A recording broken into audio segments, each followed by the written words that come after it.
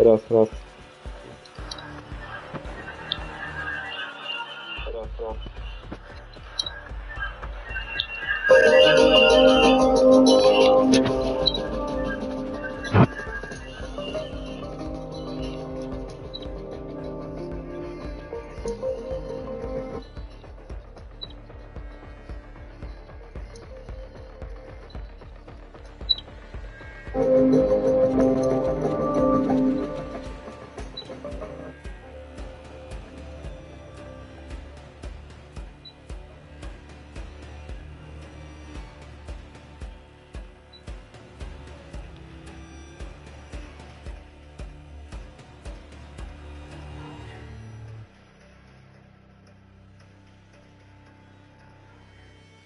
Co brzydko?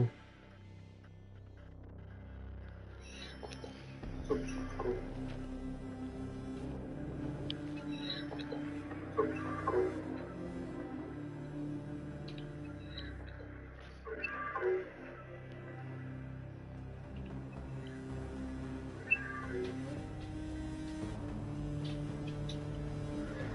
Dobra, to może spokój już.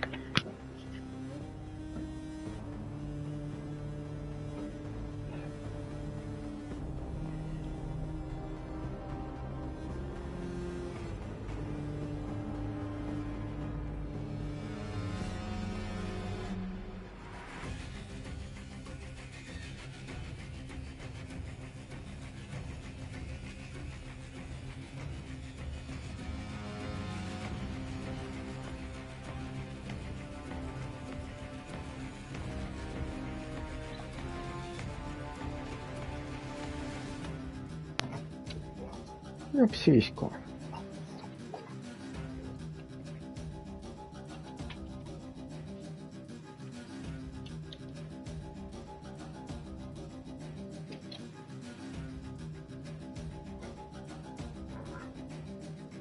All right, what's up, my brothers? So I got a hot take for you guys today, which some of you really aren't going to like, but he says, I'm 36 and I lost a good woman because I didn't do enough for her. I'm crushed. I tweeted this caption out and I said, correction, it's not that you didn't do enough, it's that you weren't enough. So let me just read his quick post and I'm going to offer some context and insight for you guys, help you level up and get some better results in life. This is in 36. I lost a good woman because I didn't do enough for her in our relationship. I didn't know she was unhappy. She didn't communicate her feelings with me. We dated for almost 4 months, but I feel devastated, so she blocked me. Well, I'll tell you what. I'm going to give you some unconventional feedback, which some people don't like to hear because that's just me. I'm the guy that delivers the cold hard truth bombs. There's 512 comments on this, and when you look through the responses, it's the standard cookie cutter stuff. Why didn't you learn her love language? Maybe if you just did the dishes more, if you helped her out with the kids, the standard sort of stuff. Let me tell you a little bit of a story. I'm not going to read you the whole post, but there is an article online written in 2009 titled Be a Skittles Man by Chateau Artiste. You can go Google it and look it up and read it if you like, but the TLDR version, the distilled version of it essentially is, it's a story about a woman who's dating a whole bunch of guys. And all of these guys are bending over backwards to please her, to placate her, to win her affection over, to get the girl, right? And what ends up happening is there's one guy who does almost nothing. Skittles man. All he does is gives her a bag of Skittles. What does he get? Her absolute best. She's the most enthusiastic for him. She does everything at the intimacy level that she's not doing with the other guys. All these other guys that are bending over backwards, doing everything that they think is correct, that society, that Hollywood, that Disney, that all these other TV shows have told guys over the years that you must do to get and retain the girl, surprise, don't always work. So, what's the moral of the story here? I think the moral of the story is very simply, you need to do some things for women, okay? There's no question about that. But you don't need to bend over backwards and do everything, because the moral of the Skittles man story is essentially a woman that has what's called genuine burning desire for a guy, or lust, whatever term you may want to use. I've written about it extensively. It's in my book, The Unplugged Alpha, which is pinned below. If you haven't read it, you should definitely get it. The second edition is out in all formats. And I explain in detail what genuine burning desire is and why you want it from a woman. Because when you don't have it, that's when you'll be doing all the chore play. You'll be taking care of probably her kids from a prior relationship. It's these guys that get hooked up with a single mommy and they start raising another man's children. They'll take them out to the zoo and the petting zoo and all that kind of good stuff and bend over backwards, doing the dishes, cutting the grass, rotating her tires, taking down the dead tree in the backyard, hanging up her pictures, moving the furniture, assembling the IKEA furniture. I could go on, but you get the idea. These guys will bend over backwards to try to win the honor of Milady, the chivalrous guys that think that chivalry will win her over. And we do understand that women like this, but here's the thing. Women like it from the men that they are already attracted to. So if she's not attracted to you, she will make you jump through literal hoops, giant flaming hoops that dogs and weird animals are forced to jump through in animal kingdoms and zoos and all that sort of stuff. She will force you to do that, because guys think that by doing that, they'll win her over. Get geared up and stand by. That she will get her best. The best that she might have given to other guys, were only given her a bag of Skittles. So, I think that what you need to do to assess this is you're dealing with a woman that you only deal with women that have genuine burning desire for you. What does that look like? You'll know it when you get it. You will know it when you get it. She will bend over backwards to do anything for you, to please you, to placate you, to make you happy. She will come over at 2 o'clock in the morning. I'm not going to go on all the details. You can read the chapter in my book. But she'll do anything. Over. Now you deploy to the war That's zone. She's got genuine burning desire. Still do things for her. You know, be a kind man. I'm not saying be a nice guy. Don't be a pushover. Still do things for her. Are you guys understanding? Are you unplugging and seeing the code in the matrix, as I like to say? It is incredibly important that you do not... You're up. give Grab yourself your away in such a way We're that cleared it hot on all demeans you and threats. devalues Watch you. your and ass makes you down feel less there. of a man. As he said here in this post, I am devastated. I've been that guy. I know what it's like to feel devastated over a chick. Let's roll. Telling you some story or some sort of narrative like you did to this hamburger, because the Skittles guy is out there somewhere, only throwing her a bag of Skittles, maybe on Valentine's Day or just as a gift for her birthday, getting her Gas is absolute approaching crap. on your position. So, Move to the safe go zone. look up the Skittles guy story on Chateau Artiste for a little bit more frame. You guys let me know what you think in the bottom there. I don't think that guys need to do a lot more. I think that they need to be more. Because when you are a top shelf guy, the best you can absolutely be. You're confident, you're influential, you're interesting, you make bank, you drive a nice car, you don't live at home with your mom, you got your own place. You know, if you're that guy, when you got your shit together, you don't need to do more things for her because now you are enough because you are that guy that she wants.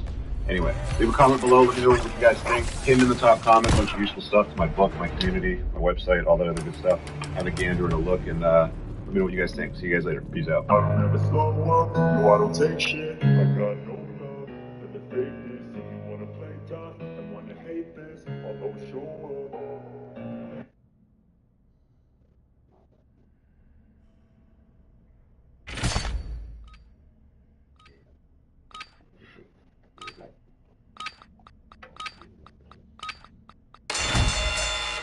Okay. This phenomenon is not described in any book. In the police academy, of course, the pattern reveals when the woman has decided to leave her husband and make sure she gets sole custody. Your fight's over, soldier. Return to base. So step one, she goes to The enemy took that one, but we'll get him back. At this stage, she only reports violence against herself. The man, the police have a duty to investigate investigation. When she sees all the symptoms and Buy station, mark. Step one will continue to step two. The next one is she reports child abuse, violence against the children. At this stage, she only reports physical and psychological violence against the children from their father. At this stage, there is a high probability that the man will be taken into custody, put in jail for several weeks, or until the case is fully investigated. Now she sees the man is out of the way, and she wants to make sure he's gone forever. This is when she goes to step 3 of the 3-step rocket. Step 3 is she reports sexual abuse, sexual crimes against the children. Again, this is all false, okay? These are all considered false DV charges. At this stage, it has been a long time since the man lost the battle. In fact, he already lost at stage 1. So at this stage, it's just the final nail in the coffin. Of course, the girlfriend support her because of the police interviews. This is something often planned in advance when a woman is getting ready to untie the knot. There's many advantages to initiating a false domestic violence charge.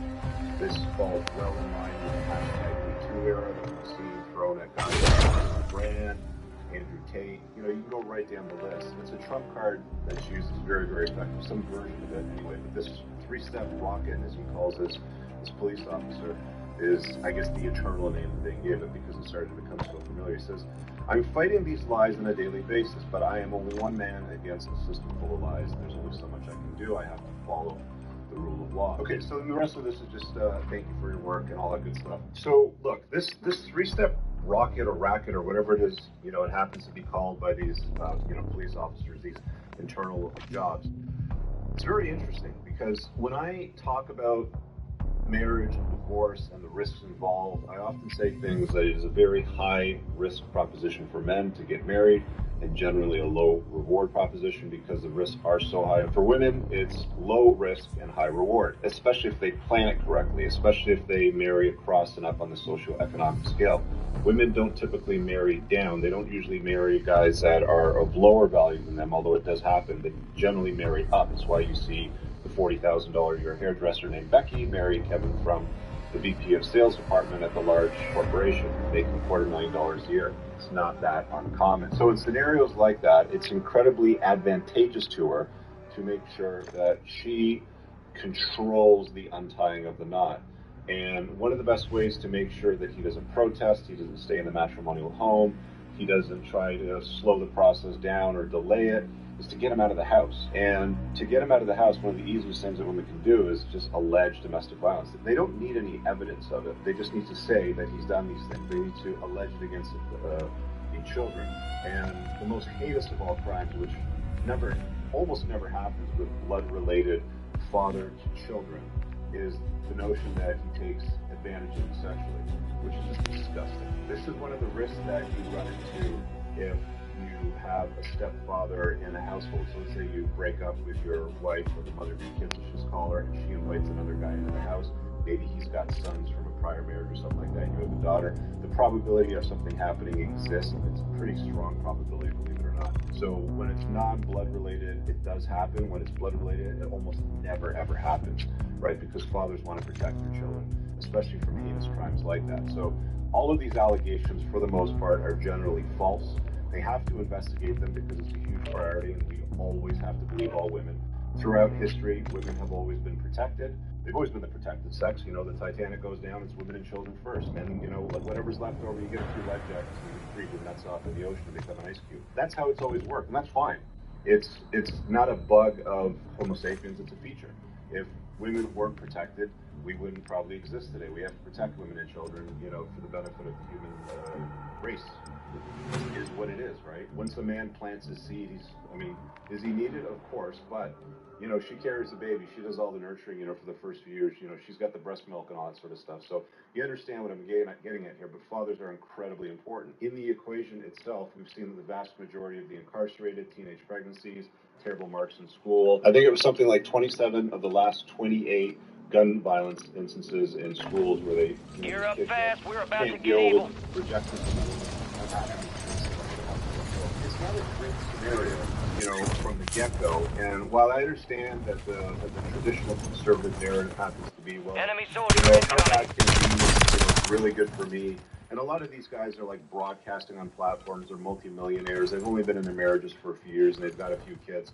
You know, it's been said often when you've been married for 20, 25 years and you've got a bunch of kids and everything's still hippie-boo. And a lot of these guys generally don't encourage or recommend marriage as a step in their lives. It's generally discouraged. So Enemies dropping this into is the a risk AO. that you can run into. This is not a uncommon risk. This is a really real risk.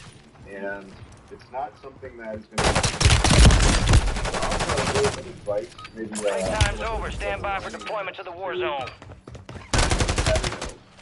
I think one of the things that I could at least Get say that at this bird point spinning. is Finish up. there's We're a airborne few at things 3. that you can do to minimize There you are. tragedy.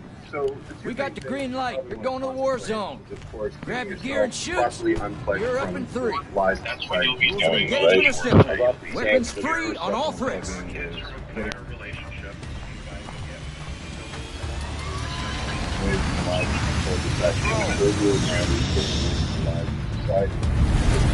Most people don't even get to step on it. Battle Royale. But getting red focus. You got gas closing in fast. Unass yourself to the safe zone. That in my book, Plug Alpha, it's the bestseller on Amazon.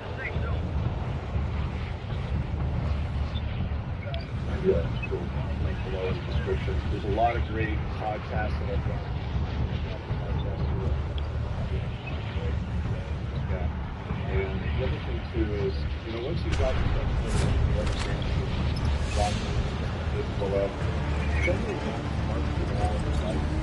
blinders on, you know. I think it's incredibly important that if you deal with sexual relationships, especially things that are marriage or look like marriage, you know, to the state that are really clear. You know, when I went through firearms training, they basically did all that. And it's not that it's going to hurt you, but they all have to. So I think when it comes to relationships in the West as it stands today, treat them with, they're not all going to do anything bad, but they have the capability of doing something like this, especially when they want to get out of the marriage and maximize their heterogamous nature. It's not uncommon for this to happen. It's been said by Give it a solid try. everybody in the divorce industry. Time to head back to base. I've got a few friends that are in the space that I've They hit us hard that time. the woman Let's you regroup marry and is get back never up there, ever yep. gonna be the one who's your reception with all your family, friends, you have the slides up, you're crying, your cake comes out, you do the highlight reel, your dating life and all that stuff. Not the same gal, okay? So don't think that, just because you took vows to be together forever and, sickness and health and richer and poor and all that stuff, it's going to continue to perpetuity, because for the 50% of people that it doesn't work out with, even the remaining that stay together, less than 13% after 8 years report being in a state of love, or even close to bliss. So be very careful. The other thing that I would mention as well, too, since this is a topic about divorce, I've got a course on essentially untying the knot in a thoughtful, practical sort of way. It's a divorce course. It's even suitable for anybody that might be contemplating getting married, so at least they know what they're potentially getting into, especially for guys. That's linked below. We'll see you guys in the next video. Drop a comment below. Peace out. I'll never slow up, no I don't take shit. I got no love for the fakeness. If you wanna play tough and wanna hate this, I'll always show up.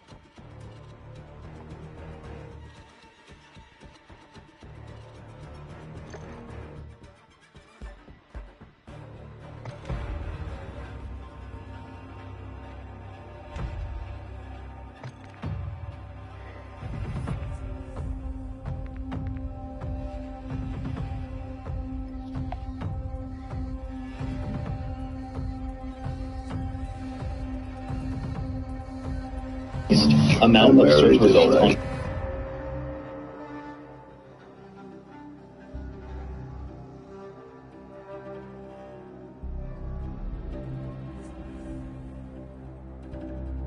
economy. It doesn't matter what you do. If you're getting attention, you'll make money from it. Yeah. And I think that's what's happened.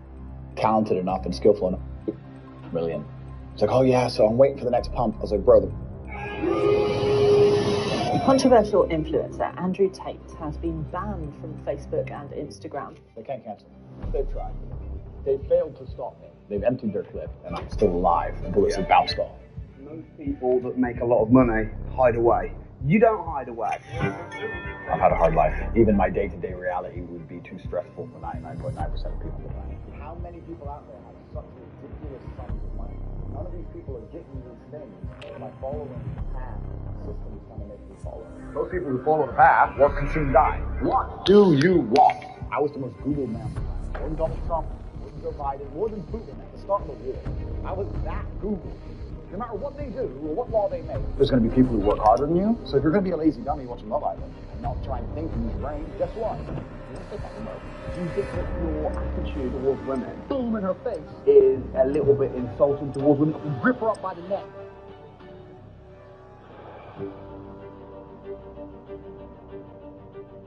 Andrew Tate, thanks so much for your time. Glad to be here, bro.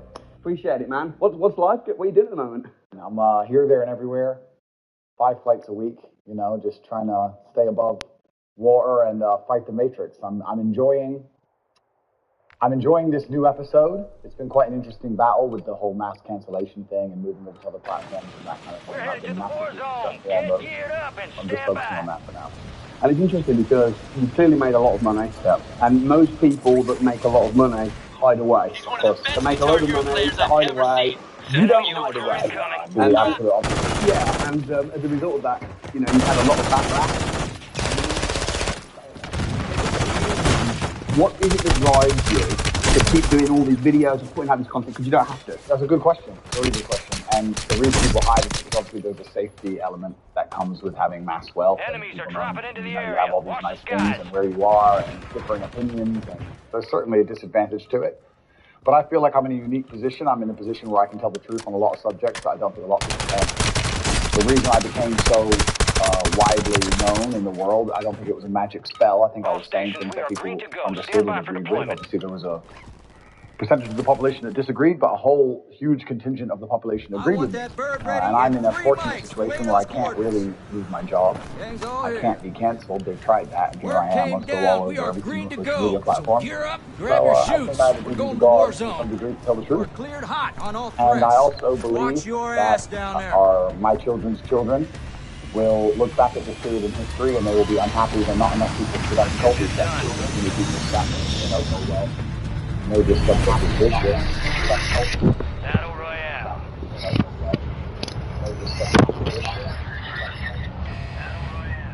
You got gas closing in fast. Unass yourself to the My safe job, zone. I'm scared of the HR department, I'm scared of getting canceled, I'm scared of the media companies, I'm scared of whatever, so I'm just going to sit and be quiet. If you look throughout history, huge proportions of the population who were good people who decided to be quiet because they were afraid, and terrible things happened. So I think that I have a duty to God to run my mouth. Right? What do you think the main message is? What's the main thing that you want to get across to the world? My main message is to resist the slave master. So I say this all the time. To understand that every single thing you're being told has an agenda behind it, or you wouldn't be told it otherwise. To examine every strongly held belief you have and try and identify where it comes from and why you have it. I sit and argue with people, I discuss things with people, and they so fervently believe a point. And I say, why do you believe that so much? Like, do you have personal experience? No, but I saw the news.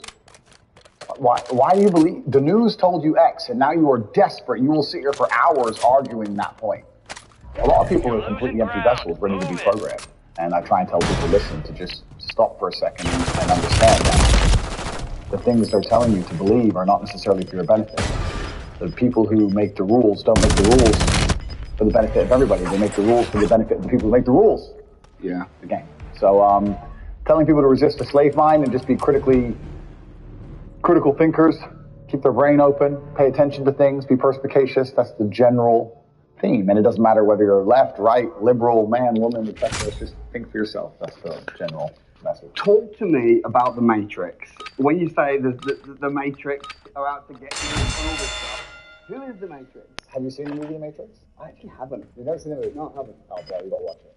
I imagine it's kind of like the Truman Show, or Kinda. So basically, in the Matrix, there's an artificial reality, a computer-generated reality, and people are being targeted to their bodies in the real world, and their minds are being used. Their minds are being occupied by this computer-generated reality. And the basic premise of the show is that their body is being used for what's important, and they just distract their mind. Their body can stay alive longer. And I really do believe that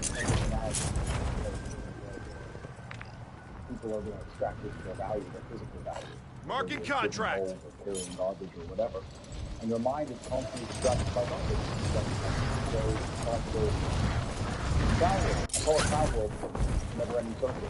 All this garbage can distract you with first COVID and then Putin cures COVID, the day he invades and COVID cures.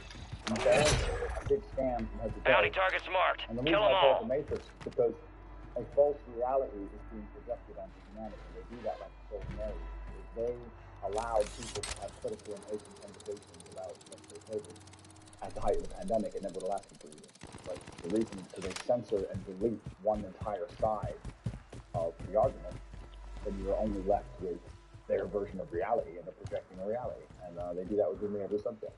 There's certainly subjects you can't have an open discussion on. And if they only control, if they delete all of one side and only keep one side there, then that's a false paradigm. It's a false reality, and that's what we're doing. We're convincing people to act in certain ways and do certain things which are not necessarily in their best interest, or necessarily true. We live in a world where I don't think the average person realizes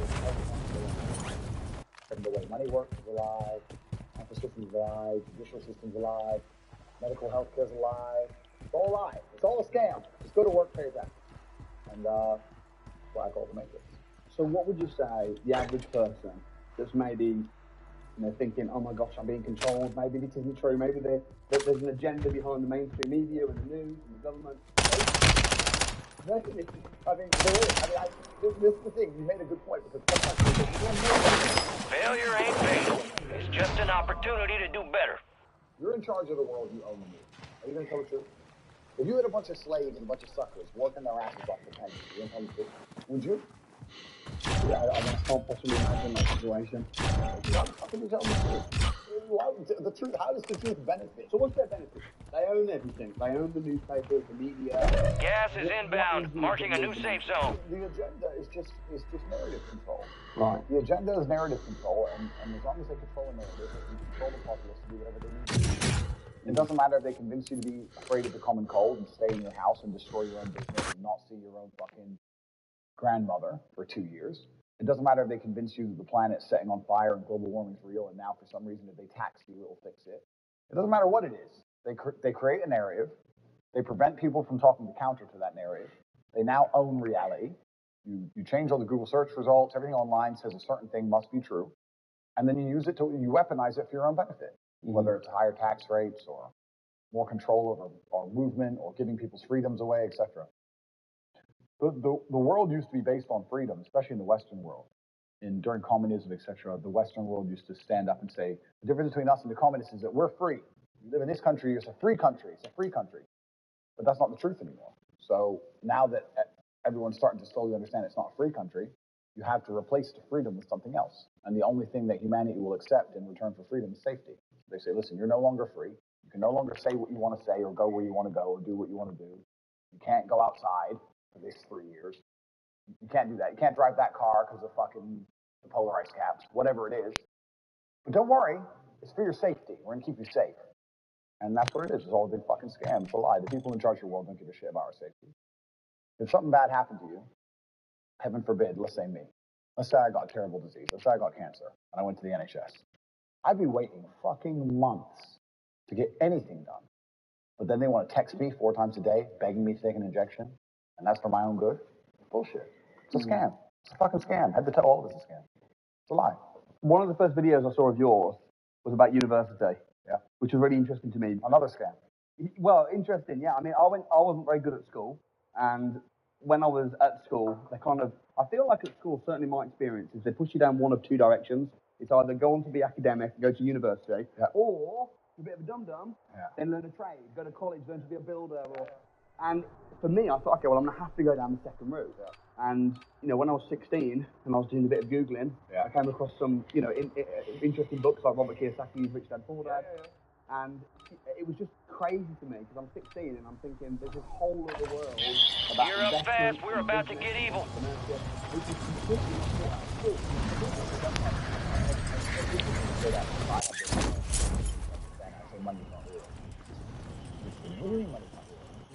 It's not real. Money's not real. It's numbers on the screen. It's not a real thing.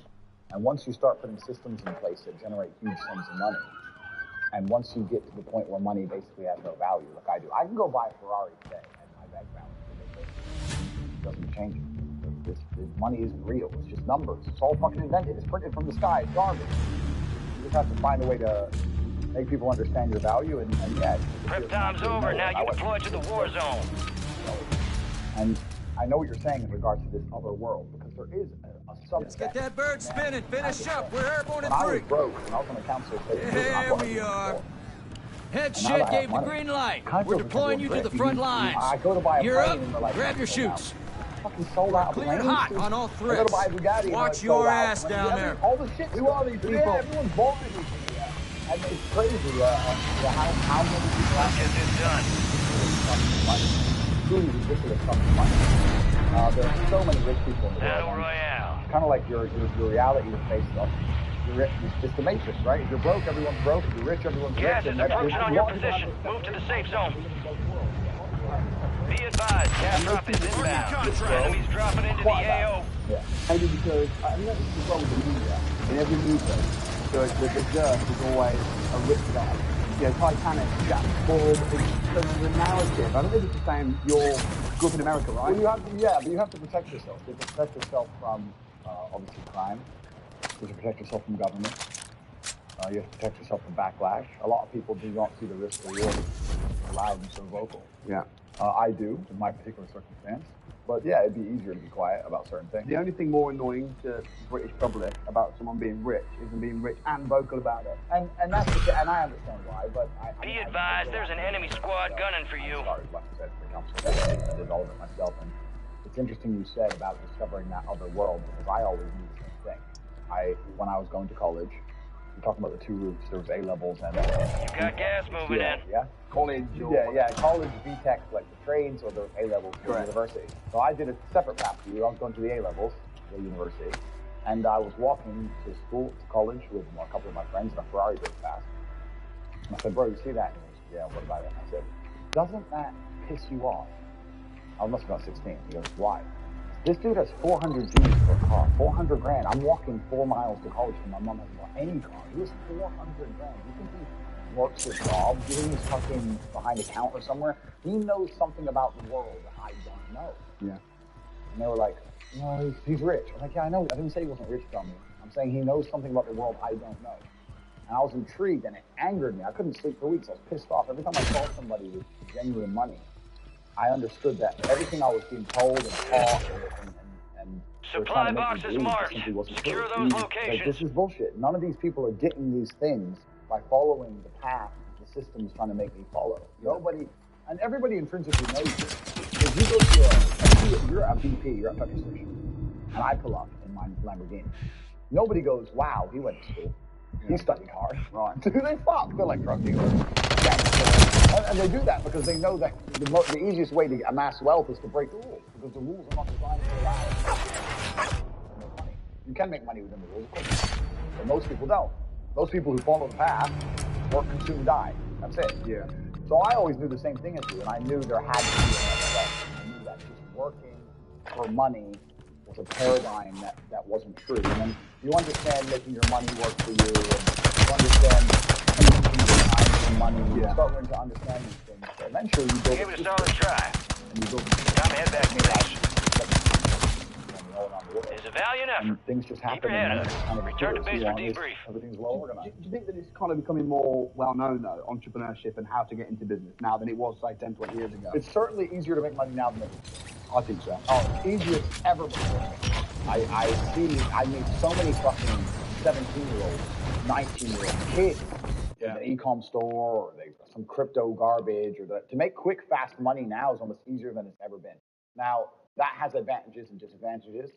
I was talking to a young guy the other day, and he was 22, I think, and he caught a crypto pump. He made like $4 million in the last bull run, and now all the coins have gone down, whatever. He sold some. He has like $1.5 million.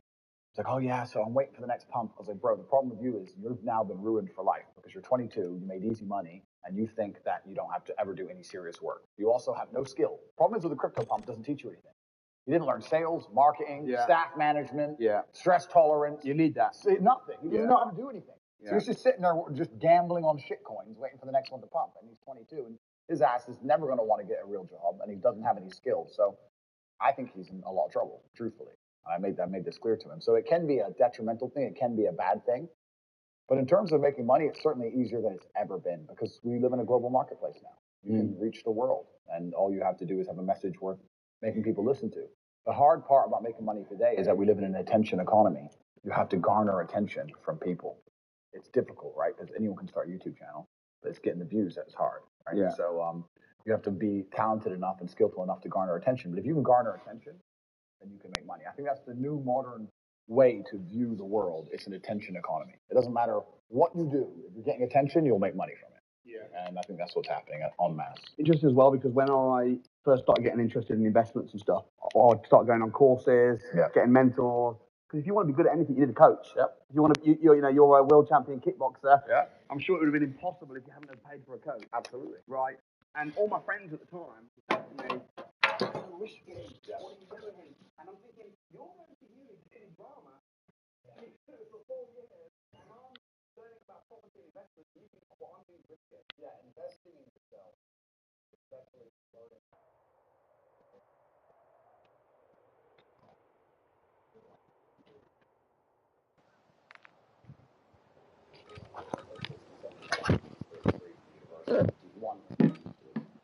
And secondly, it's always kind of been amazing to me.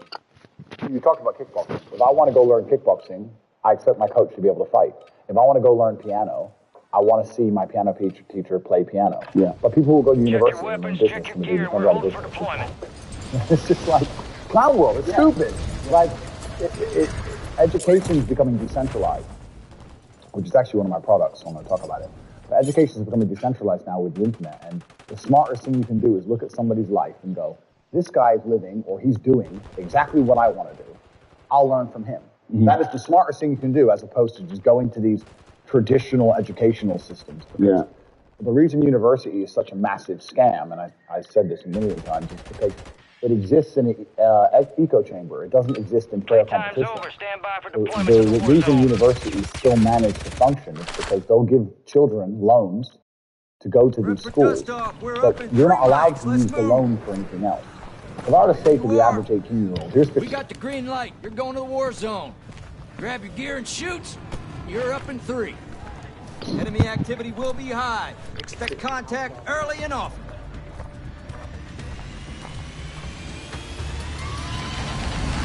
Let's get this done.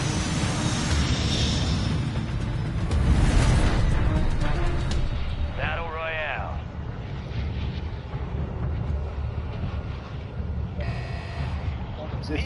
Fair competition. There's no fair competition within the entire educational system. As soon as there's fair competition, nobody would choose it. It's such a terrible choice. Yeah.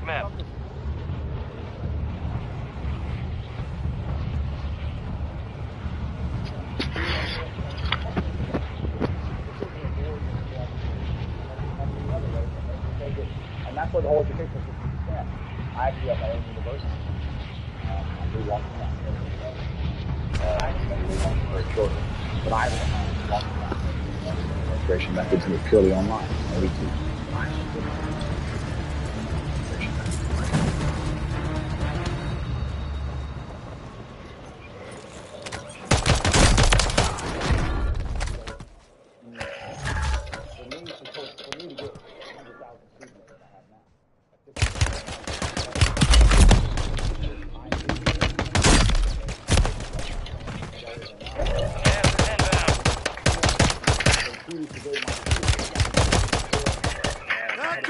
And I'm outperforming.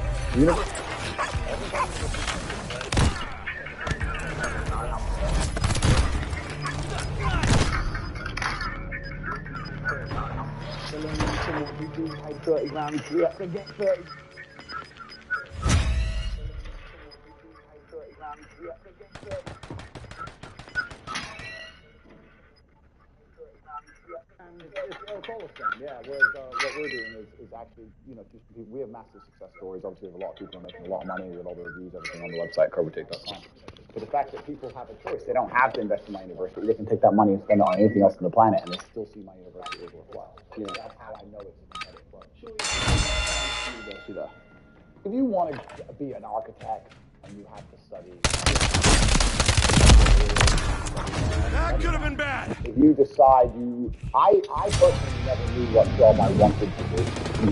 These people seem to be very passionate about a particular trade. I just wanted to have one. If you just say, look, I'll pay you $1 million to dig a hole, I would have done that. Yeah. I'll pay you $1 million to fly a plane.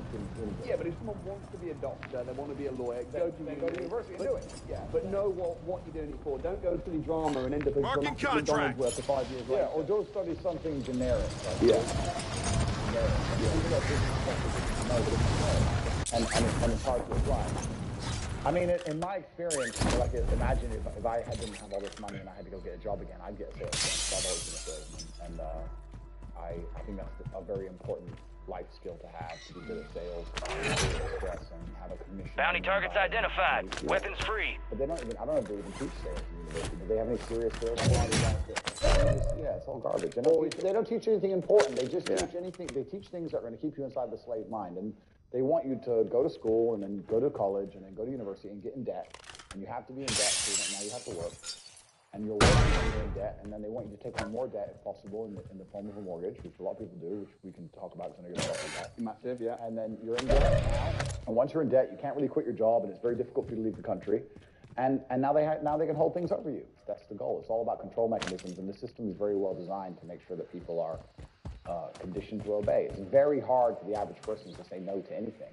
Unless you have millions and millions and millions of dollars, it's very difficult to even have an opinion on subjects. I have friends with normal jobs, and they say to me in private, yeah, man, bro, I wish I could talk at work. They can't say anything. HR will wreck them. You're not allowed an opinion. You're not allowed to talk. Just work, consume, die, shut up, believe what you're told. That's how it is. It's kind of this is slavery.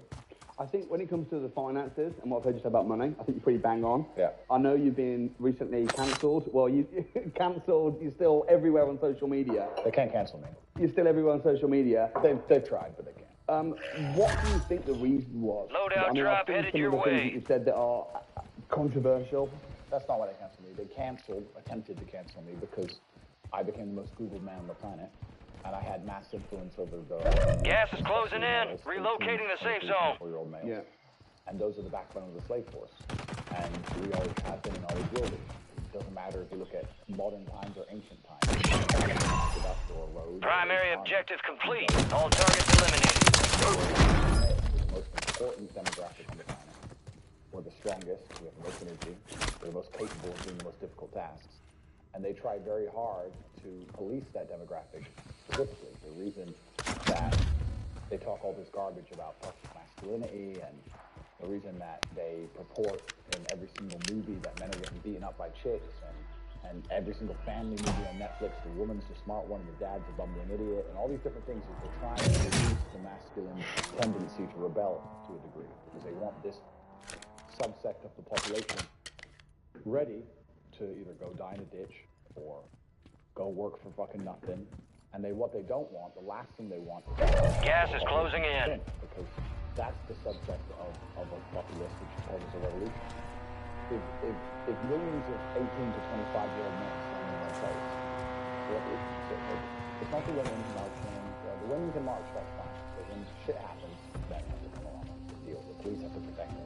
Women can march. Enemy soldier incoming. But an actual revolution is eventually going to become violent. And they don't want large groups of men standing up and going, wait. 3 years you just took all our money, destroyed our businesses. Now the pound is falling. They're inflating us out of the housing market. We don't stand a chance of ever having any kind of financial independence. You're destroying our energy sector to save Ukraine, money laundering. This is garbage. And if enough of them get in a big group in London, then something has to change. And they don't want anything to change. So they try and keep this population subdued. Marking buy station. The opposite. I'm telling them to think. And that's the last thing they want. So we decided, Andrew's telling the population, the subsect of the population that we're most fearful of, to think for themselves. So Andrew has to go. And they attempted to cancel me. They have failed. Now I have to make sure they don't try and suicide me. That's the next goal. So, because what happens, you don't shut up. So for everyone watching at home, I would never kill myself. But, yeah, it's an interesting times we're living in, that's for sure. How did it make you feel when you got removed off all social media platforms? I mean, were you upset about it? Were you? Touchy, bro. I've been around. I've had a hard life. Yeah, I've had a hard life. I've had a difficult upbringing. I've had very difficult situations. Even my day-to-day reality would be too stressful for 99.9% of people on the planet. Losing Instagram accounts or not. But you predicted it would happen as well. I predicted. I've been talking about it for a long time. I said nobody would allow me to stay on these platforms. It's not in their best interest for me to stay on these platforms. It's not in their best interest for people who watch my products, watch my content and buy my products to sit there and go, I don't need anything else. This guy's telling the truth. I'm listening to him. I'm making more money than ever before. My life is better than it's ever been. Fuck school, fuck you, fuck the news, fuck you. I'm following Andrew. And that's why they wanted to try and get rid of me. It failed. I've moved over to Rumble now. I'm on rumble.com. And the stock price has blown up ever since I moved over, and I've got 600,000 for like 2 or 3 weeks. This intel reveals the location of the next gas spread. Get it to the uplink station marked on your TAC map for decryption before it's too late. They failed to stop me. They've emptied their clip, and I'm still here. I'm still alive. It bounced off. But that's the real reason they canceled me. I don't know if you know the story of Socrates. Socrates had to poison himself. He was arrested, and he was accused of corrupting the youth. You got gas inbound. Safe zone relocated. Military-aged men of Greece think for themselves. That's not allowed. You're not allowed. Since the dawn of human time, you're not allowed to do that. And I'm committing the cardinal sin. I'm saying to men, listen, they're trying to tell you X, and that's garbage. The truth is Y. And that's why they decided. What do you think is going to happen over the next few years with the cost of living crisis, which is not just in the UK, it's pretty much all over the world. Yeah. People are literally, the average salary is about 25, 30 grand a year. Everything's going up apart from salaries. How do you see the next few years panning out? I'm going to say this now, and I'm someone from the council estate. I don't have a clue how the average person lives. I don't get it. Like, 25, 30 grand a year. in 1-1 requesting recon at this time. Copy. UAV is on station. Recon online. It's man, it's about to be worse than ever before. It's going to be have-nots and have-yots. It's going to be Gas is moving. But it's going to become worse and worse as inflation gets out of control, as the price of assets soar. The rich are going to become richer and the poor are going to become poorer. I don't think that most people. I'm going to correct myself. I know that most people don't UAV is understand bingo economics as a fuel. whole. RTB They at don't this time. understand money as a whole because the people watching this, if they all understood how all this shit works, there'd be a revolution tomorrow. They don't understand anything. But it's very difficult for a government to even pretend to give a shit about the average person to me because I understand how all this works. So the government comes along and decides to give out free money. 1-1 requesting recon at this time. Copy. UAV is on Free station. money. Recon Government cares online. about the poor person. No, they don't. Let's imagine, let's keep it very simple. Let's say they gave every person in the UK £1,000. Target area marked. You're cleared hot. Or they're going to spend that money. Longbow 3-1 on approach. Strike inbound. If they spend that money, this is separate from you. It goes to corporations. Stock. No hit. Moving here. UAV is bingo fuel. RTB at this time. Right? So there's less corporations than there are people. 1-1 requesting recon at this time. Copy. A lot of UAV is that on money goes station. to one Recon guy. online. Just do that. Stock market. So that increases the share price of companies, their own companies, rich people. Let's say somehow 200 of these people are best friends and they're never going to argue and they get together and they get £200,000 and they buy a house, for example. That's still going to raise the price of housing on that street. UAV is The bingo house owners, fuel. the homeowners RTB at are this gonna get time. richer. The people who already own things, the asset owners are always going to get richer. No matter what you do, the people who are poor are always going to get poorer and the asset owners are always going to get richer. Yeah. The chance of buying a home on the average salary is near on impossible. I mean, you know some hacks, you know some things about it, et cetera, et cetera. But I don't know how people are surviving on this now. Because I come from the Council of State in Newton, that's fine. But now I'm living in a world where I go to, I can talk a bunch of rich people stuff right here. For me, it's very normal now to jump on a jet from Bucharest, where I live in Romania. I'll go to Monaco, that's 30, 40 grand. We'll go stay in a hotel, which is $5 grand a night. We'll go out for dinner, 3 or 4 of us, that costs 15, 20 grand. We'll stay, we'll have a business meeting, and I'll jet home. I'll spend £250,000 in a weekend to go to a meeting. And I'm not the only one doing it. Gas So is the other moving guys are in. doing New the same safe thing. zone located. Like, I don't think that people who are working normal jobs understand that there are people out there making such ridiculous. Supply crates are And that would be the restocked. hardest Advise thing you for load me up now. Ever had to get plugged back into the matrix and work for 30 grand a year. It's not the wage. Just knowing how badly I'm being wrecked. Yeah. I'd be like, knowing how much I'm being screwed would just upset me. But yeah, it's going to get harder and harder. It's not going to get any easier. The government has no power to legislate money into the hands of the poor. They can take more money off the rich, or they can attempt to. We can talk about that in a second, because they really can't. But they can attempt to take more money from the rich. But throughout the bureaucracy and the way the machine works and the corruption inside of every government, by the time let's say they take 100 million, easy numbers, maybe 30 million of it might end up kind of somewhere a little bit. And then we have the same problem we discussed earlier, where the poor people just give it back to the rich people. Yeah. Like it's the whole system set up. The average people come to the You're losing ground. The Move only it. answer is stopping the average guy. The only answer. You can't just be the average guy. The idea of the national history is you can just be the normal, average, law-abiding, hard-working citizen, and you'll have a good life. It's gone. Any man out here who says, I'm just going to work hard, do my bit, obey the law, I'll have a good life. No, you won't. No, you will not. Just doing your job is not going to make you rich. Because you're going to be taxed into infinity and you're going to stay broke. So just obeying laws, your job, now has set you up to be a peon, a slave for eternity. You have to get yourself in a position where you're making enough money that, I'm not saying laws can be broken, but there certainly can be bent. I mean, I think you know this with accountancy and the way the tax laws work. You get to a certain level where it's like, okay, yeah, let's just put that one to the side. You can twist that one around. Break the rules, but don't break the law. Completely, yeah, and that's basically it, right? So you get to a certain level, and that's where it's really interesting, because the average peon, their answer to all this is, well, we need to tax the rich. Because they don't understand how money works, and they don't understand how the world works. We're and out of they think time. that rich Uplinks people are out down. there working Contracts some kind of pulled. job that you can tax. How do you tax a rich guy? How do you tax a rich man? Firstly, let me tell you something about myself and most rich people. We don't own anything. I don't own anything. I don't own anything. There may be a trust fund in Ecuador that owns a company in Singapore that might own a yacht that I can borrow, for example. I don't own shit. So that's the first thing. The second thing, you have all these different jurisdictions around the world. It's extremely complicated. How are you going to tax a rich guy? He has houses here, houses there, company here, company there, all the companies making a loss. Does Starbucks pay tax? No, Starbucks supposedly doesn't make money. Supposedly Uber's never made profit. An app on the phone with millions of cars around the world and people working endless hours for them and them getting a cut of it to run an app. Supposedly they never made profit, never paid tax. Funny how that works. You can't tax the rich. It's too complicated. You can't tax the rich. It doesn't work. All you're going to do is just drive them into other countries. If England right now today were to announce a huge tax on the rich... Gas is closing in. Get to the new safe zone.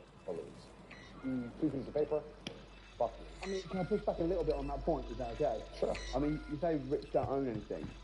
I don't know it. I know quite a few billionaires. I don't know any billionaires that don't own stuff. All of my friends who are billionaires. You got a loadout drop inbound. Myself, land.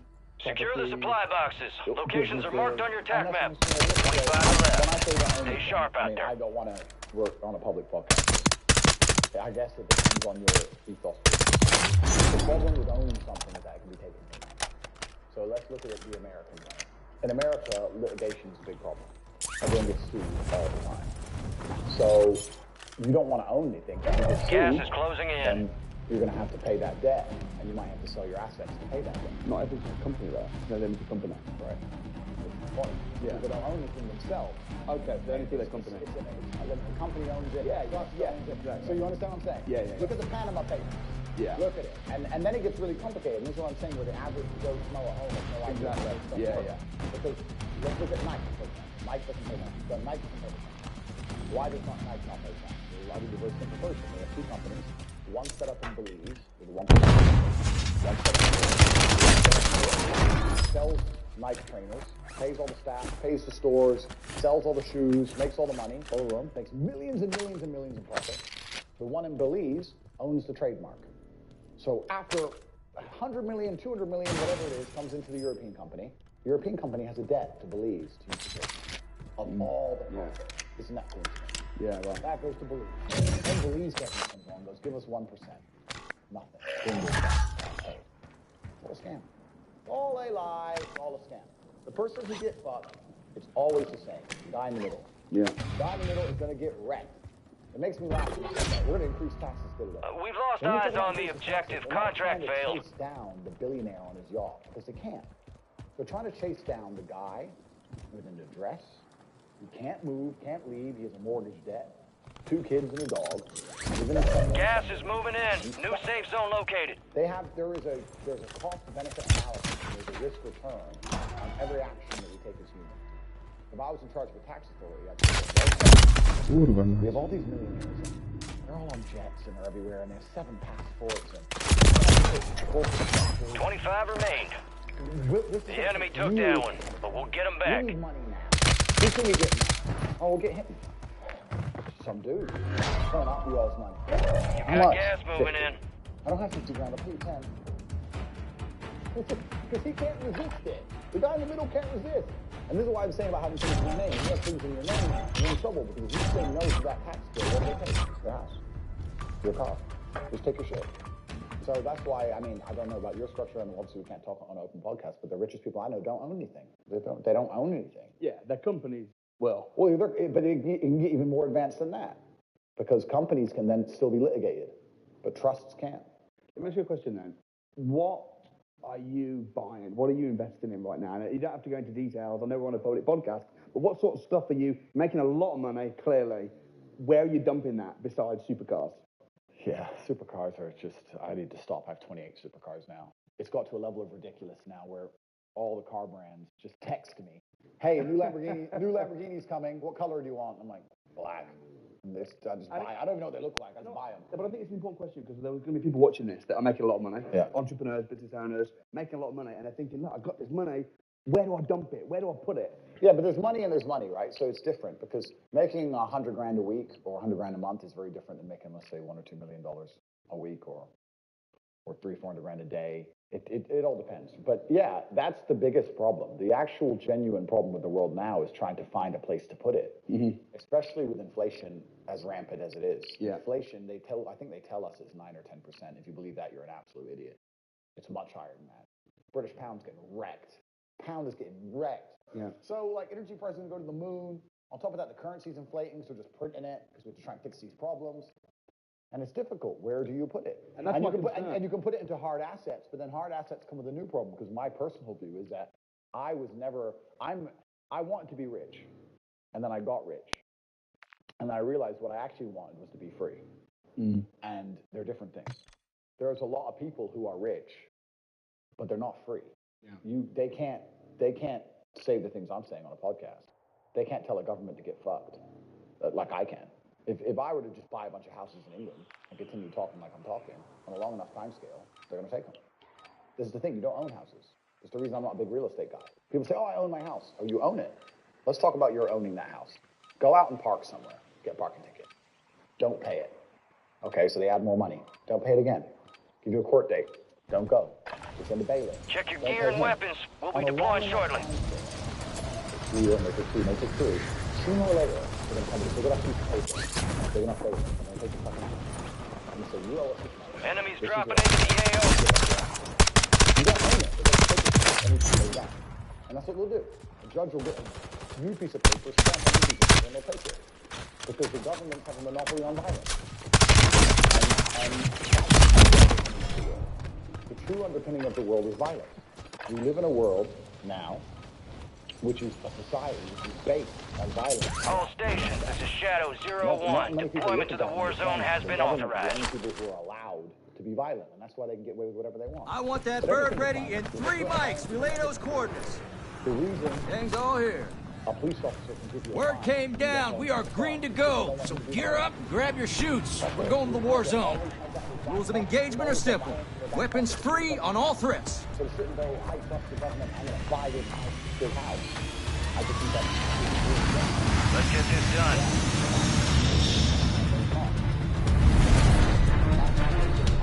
Battle Royale. I don't know if I'm having that kind of control.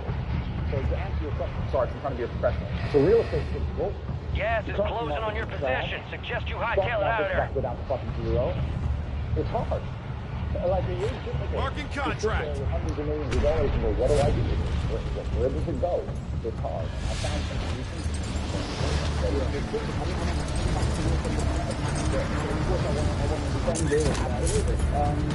So, what are you buying, bro? Just a hint. I know you can't go into detail, but like, is it forex? Is it crypto? Is it business? Yeah, you have to diversify. You diversify, and you look for emerging markets. Right. And truly, what I'm doing. This is now, intel on the next gas spread. Secure it to the uplink station marked on your tac map, and we'll decrypt it while we still can. You're only free with power. And in the American political system, it's a perfect example of lobbyists and lobbying. Yeah. So, they will lobby for things. They'll come along and say, I'll give you an example. Why are there no high-speed trains in America? America's huge and rich. High-speed trains would be fantastic for America. And the rail network is basically on Gas is moving. Lobby both political parties to make sure that they don't build trains.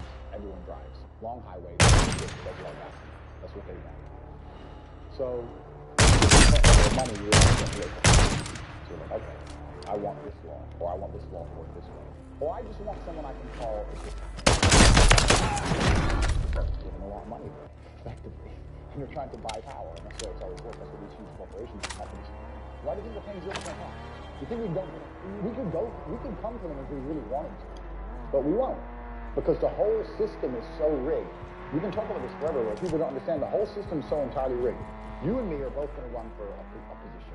We're going to both run for, let's say, the mayor of nowhere town, some imaginary place. I've sold my soul to the devil and you haven't. So you're an honest man, and you want to make the companies pay tax. I don't give a shit, I just want power. So the companies give me money. So one, Enemies are dropping into the area. Watch the skies. Two, the companies also own all the media, so they lie about you, tell the world you're evil, like they just lied about me. They lie about you, tell all the horrible things they can, say I'm a good person. They fuck with your bank accounts, mess with you, lie with you in the media. You're trying to run your campaign. I'm fully funded. The media's on my side. Tour bus, posters. Who's going to win? I will. And then what do I do in return for the company who I sold my soul to? Don't worry about tax. Don't worry about it. We'll just tax that dude in Sunday. He'll pay the tax. Don't worry about it. It's a scam. All a lie. Whole system's a lie. All of it. Everything is a lie. And I think a lot of the reason average people don't know this or pretend they don't know this is because by pretending to be ignorant, they can sleep at night. Because if they truly understood it, they'd be like, my life is just, I'm gonna make it. I'm just gonna, my whole existence is a waste of time. Yeah. No, I think the thing is, Andrew, you are a straight talker, right?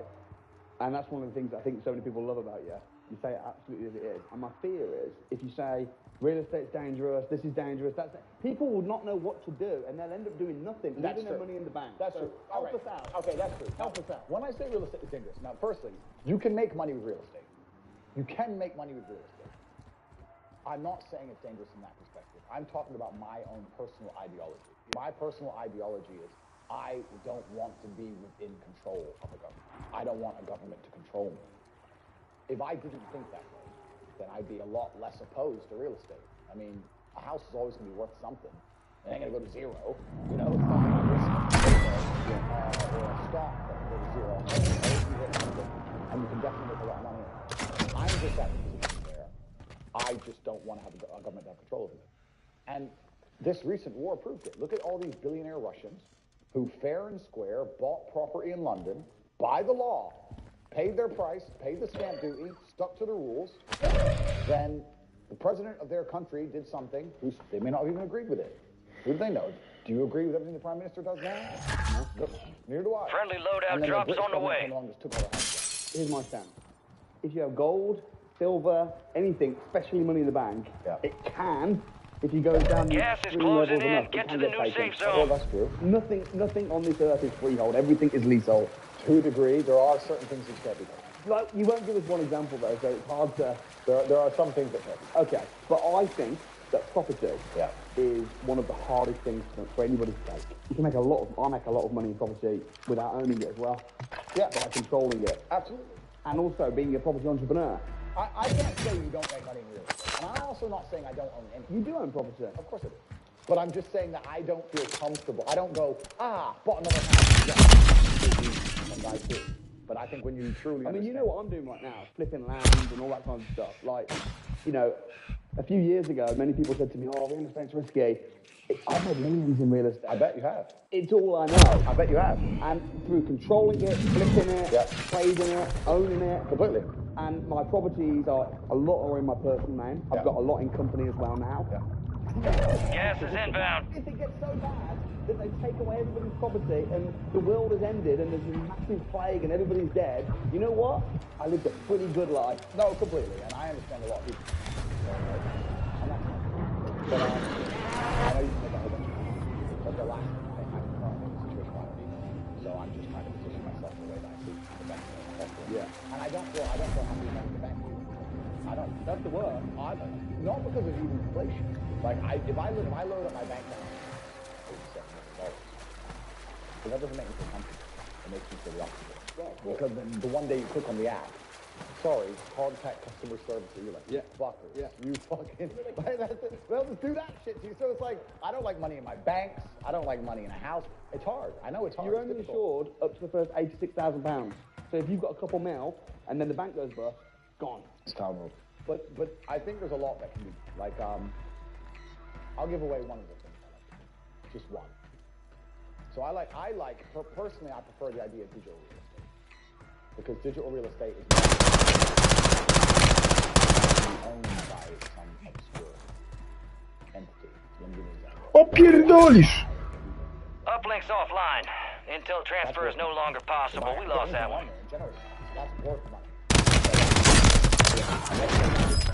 By a Singaporean fund. Yeah. I feel safer with that. Okay. That makes sense? Yeah, it makes sense. Because now if anyone wants to find out who owns money, even though I just say it here, like, look it up, some Singaporean trust. Okay, contact the Singapore authorities. Who owns this trust? We can't tell you. Court injunction. Years and years and years and years. Yeah. It's complicated, and I feel like I own it more. Right. It's interesting, and my attitude is you've got to invest in what you know. Yeah. If you've made a lot of money, You should invest in what you know. Oh, completely. I don't invest in certain stuff if I don't understand it. Completely. And even if people tell me, this is a great investment, this is a great coin, I'm Marking thinking, contract. I'm all good, thanks. Because I want to invest in what I understand. And if you understand digital assets, I mean, for me personally, I think owning a website or a link, which for me is still more risky, can't open it. I'd rather own land. So even if there's a wall and the house gets knocked down, I've still got the land. I understand. You know, Your objective's simple. Eliminate all bounty It's so targets. beautiful about making money, right? And I completely understand that. My block is ideological. I'm not saying it's a bad idea. I know that a lot of money can be made. However, gas is inbound, marking a new safe zone. I do think that most of the ways money is made on the planet, nearly all of them are Ponzi schemes. I think stocks are a Ponzi scheme. And when I say Ponzi, I mean that if you're in early, you make a bunch of money, and if you're in late, you get wrecked. Money doesn't come from the sky. Money doesn't come from the sky. So let's look at crypto, right? A lot of people ask me about crypto. Hey, what do you think about this coin? What do you think about this coin? Most people don't understand that the crypto market is player versus player. And it's funny because these new crypto coins launch, and they start these Telegram groups, these communities. And all the people who have bought the coin are in this community. And they're all like, moving here. You're not friends. Yeah. If you bought it at $1 and you want to sell it at a profit of $10, someone has to buy it off. So it doesn't just come from the sky. You're selling it for more than you bought it for, right? So a bunch of people get in, money comes in, price goes up and up and up and up and up and up. There's always going to be a guy who bought the top. You got gas moving in. There's X amount of people at the top who get wrecked. So the people at the bottom. Every crypto is all of them. I can go get $100 million right now, go to England, walk around, make a bunch of money in real estate. Because I got liquid cash. It ain't that. I'll take that, I'll take that, I'll take that. I've got all the time in the world. I take 9 years. That'll go up, that'll go up. I could do it. But there's also Bob and Sally working their ass off, 22-year mortgage, 10% interest rate. When we own our home, Sally, then we'll be okay. Don't get me wrong. I think that property is something that can be bad. I think that buying your own home, I mean, I think that the Help to Buy scheme is bad. Because I'm a developer. Okay. So I build houses. And the Help to Buy scheme is not Help to Buy, it's Help to Sell. Yeah. That could have been bad. The government are loaning them the money, they have to pay it back. Only applicable to a new build. Only applicable to so it's really encouraged the developers to build, log off their stock at an expensive price, and then the people that are buying it... Marking contract. The second that they buy it, it's not too bad, it's a new build, they've got to live in it, they're in negative equity, that's the limit. So, how to buy scheme, I guess you go buy an investment property, or not even investing, a way of buying property, I don't think you should do that. I think that before you buy your own home to live in, I do own my own home, but I only bought it last year, after making millions. So I think before you buy your own home, if you're ever going to, become a millionaire first. Oh, no, completely. There's so much to say for renting, because when you rent, you have flexibility. Yeah. So I think that flexibility, if we're talking about the attention economy, and we now live in a world where things are changing so rapidly. Think of how different the world was 10 years ago. Yeah. 10 years ago, we had Motorola Razors, couldn't even do a video on our phones. Now we can film Hollywood movies. Yeah. Like, it's crazy how fast the world's changing. If you're going to say, 22 years, I'm going to live at this address, you're done. Because you might get an opportunity in Japan. We lost that one, but we'll get those sumbitches next time. An entity, company, blah, blah, owns the house I live in. That was a cash. And that's only because I wanted it the way I wanted it. I want to renovate all this. I want bulletproof glass. Okay. Yeah. That's why I did it. But in general, you should. Renting allows you flexibility. Yeah. And flexibility is very important in the modern world. To get rich. You might need to have to go here, go there. Exactly. You might need a month over there. You might want to go do something in Ireland for 2 months. And then also another thing about renting, especially in the Western economy, I know I shouldn't say this, and it's probably going to piss off your guys, but it's true. There's really very little downside to renting, because even if you don't pay your rent, they can't make you leave. Like, it's fucking clown world over here. Like, oh, you're renting us 3 months, you don't even pay your rent, and you're still fucking sleeping fine. Yeah. So the whole thing is like, rent is fantastic. I would only recommend renting. Unless you get to the point like you, where you have so much money, you just buy it. That's why our tenants are guests, not tenants. Good, I like that. So they don't have the same... Well, I live in Romania, so we have my tenants, because I do have tenants, we have a slightly different system in Romania. They're an hour late, bro. People are pack or pay. But, you know what, though? They make it really strict to try and help the tenants. But what actually happens is the landlords... Gets wrecked. Really, no. the landlords become really strict with the vetting process. Yeah, of course. Ask for a big deposit. Yeah. My sister's trying to rent somewhere. She's a single mom, and the letting agent said, we don't rent to single moms. Yeah. Right? So what's happening is it's actually hurting the tenants. Of course, yeah. So it's all the things that the government do to try and help the poor often end up hurting the poor. What did we say earlier about trying to give money out? The government is not capable of helping the poor. And this is why it's so important as a person you take personal responsibility and understand you're living in a world where the matrix can be cracked. You can make a bunch of money, but you need to take responsibility and do it. I will sit here and say right now on this podcast that I have hundreds of millions of dollars. And if you go to cobratate.com, my website, cobratate.com, you can sign up for a free email. I have an email list, and I'll send an email a day for free that will teach you how to make money. I can say that here, and of the 100,000 people who watch it, 5,000 might sign up. 95,000 will sit there drooling, and they'll just ignore me, not sign up, and then 2 minutes later go, bro, it's so hard out here to make money. Just dumbasses. Like, you're not even trying. Yeah. You're not trying. Right. What we were saying earlier about player versus player is absolutely not really true. If it's player versus player, and you're competing against everybody else, because you're competing against everybody else all the time, and you want to also, on top of that, be low energy and lethargic and lazy, well, then you just don't stand a chance. You're get wrecked. There are people out here who are prepared to work their ass off. Yeah. If you're not going to be that guy, then you're going to fucking lose. But nearly all the ways to make money, I was saying a little bit earlier, are Ponzi schemes to a degree. And that's what's kind of interesting about it. It's unfortunate that certain people in nearly any industry... Use this time for some target practice. Real things coming soon. And that's just how it works. And that's the way the whole system, the whole world works. I mean, even me, I made fun. Enemies dropping into the AO.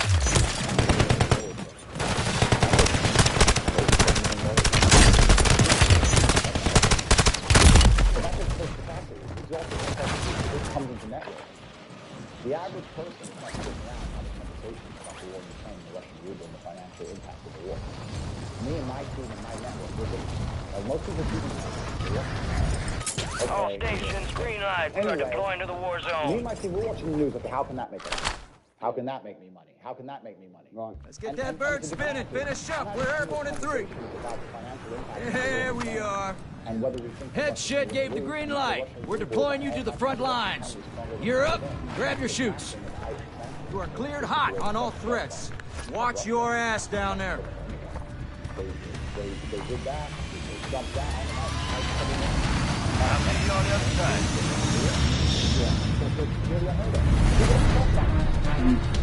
Battle Royale. To people who are asking me, man, how do I get here? Okay, guys. Keep clear of that gas. Get to the safe zone. Gas drop is en route. Marking contract.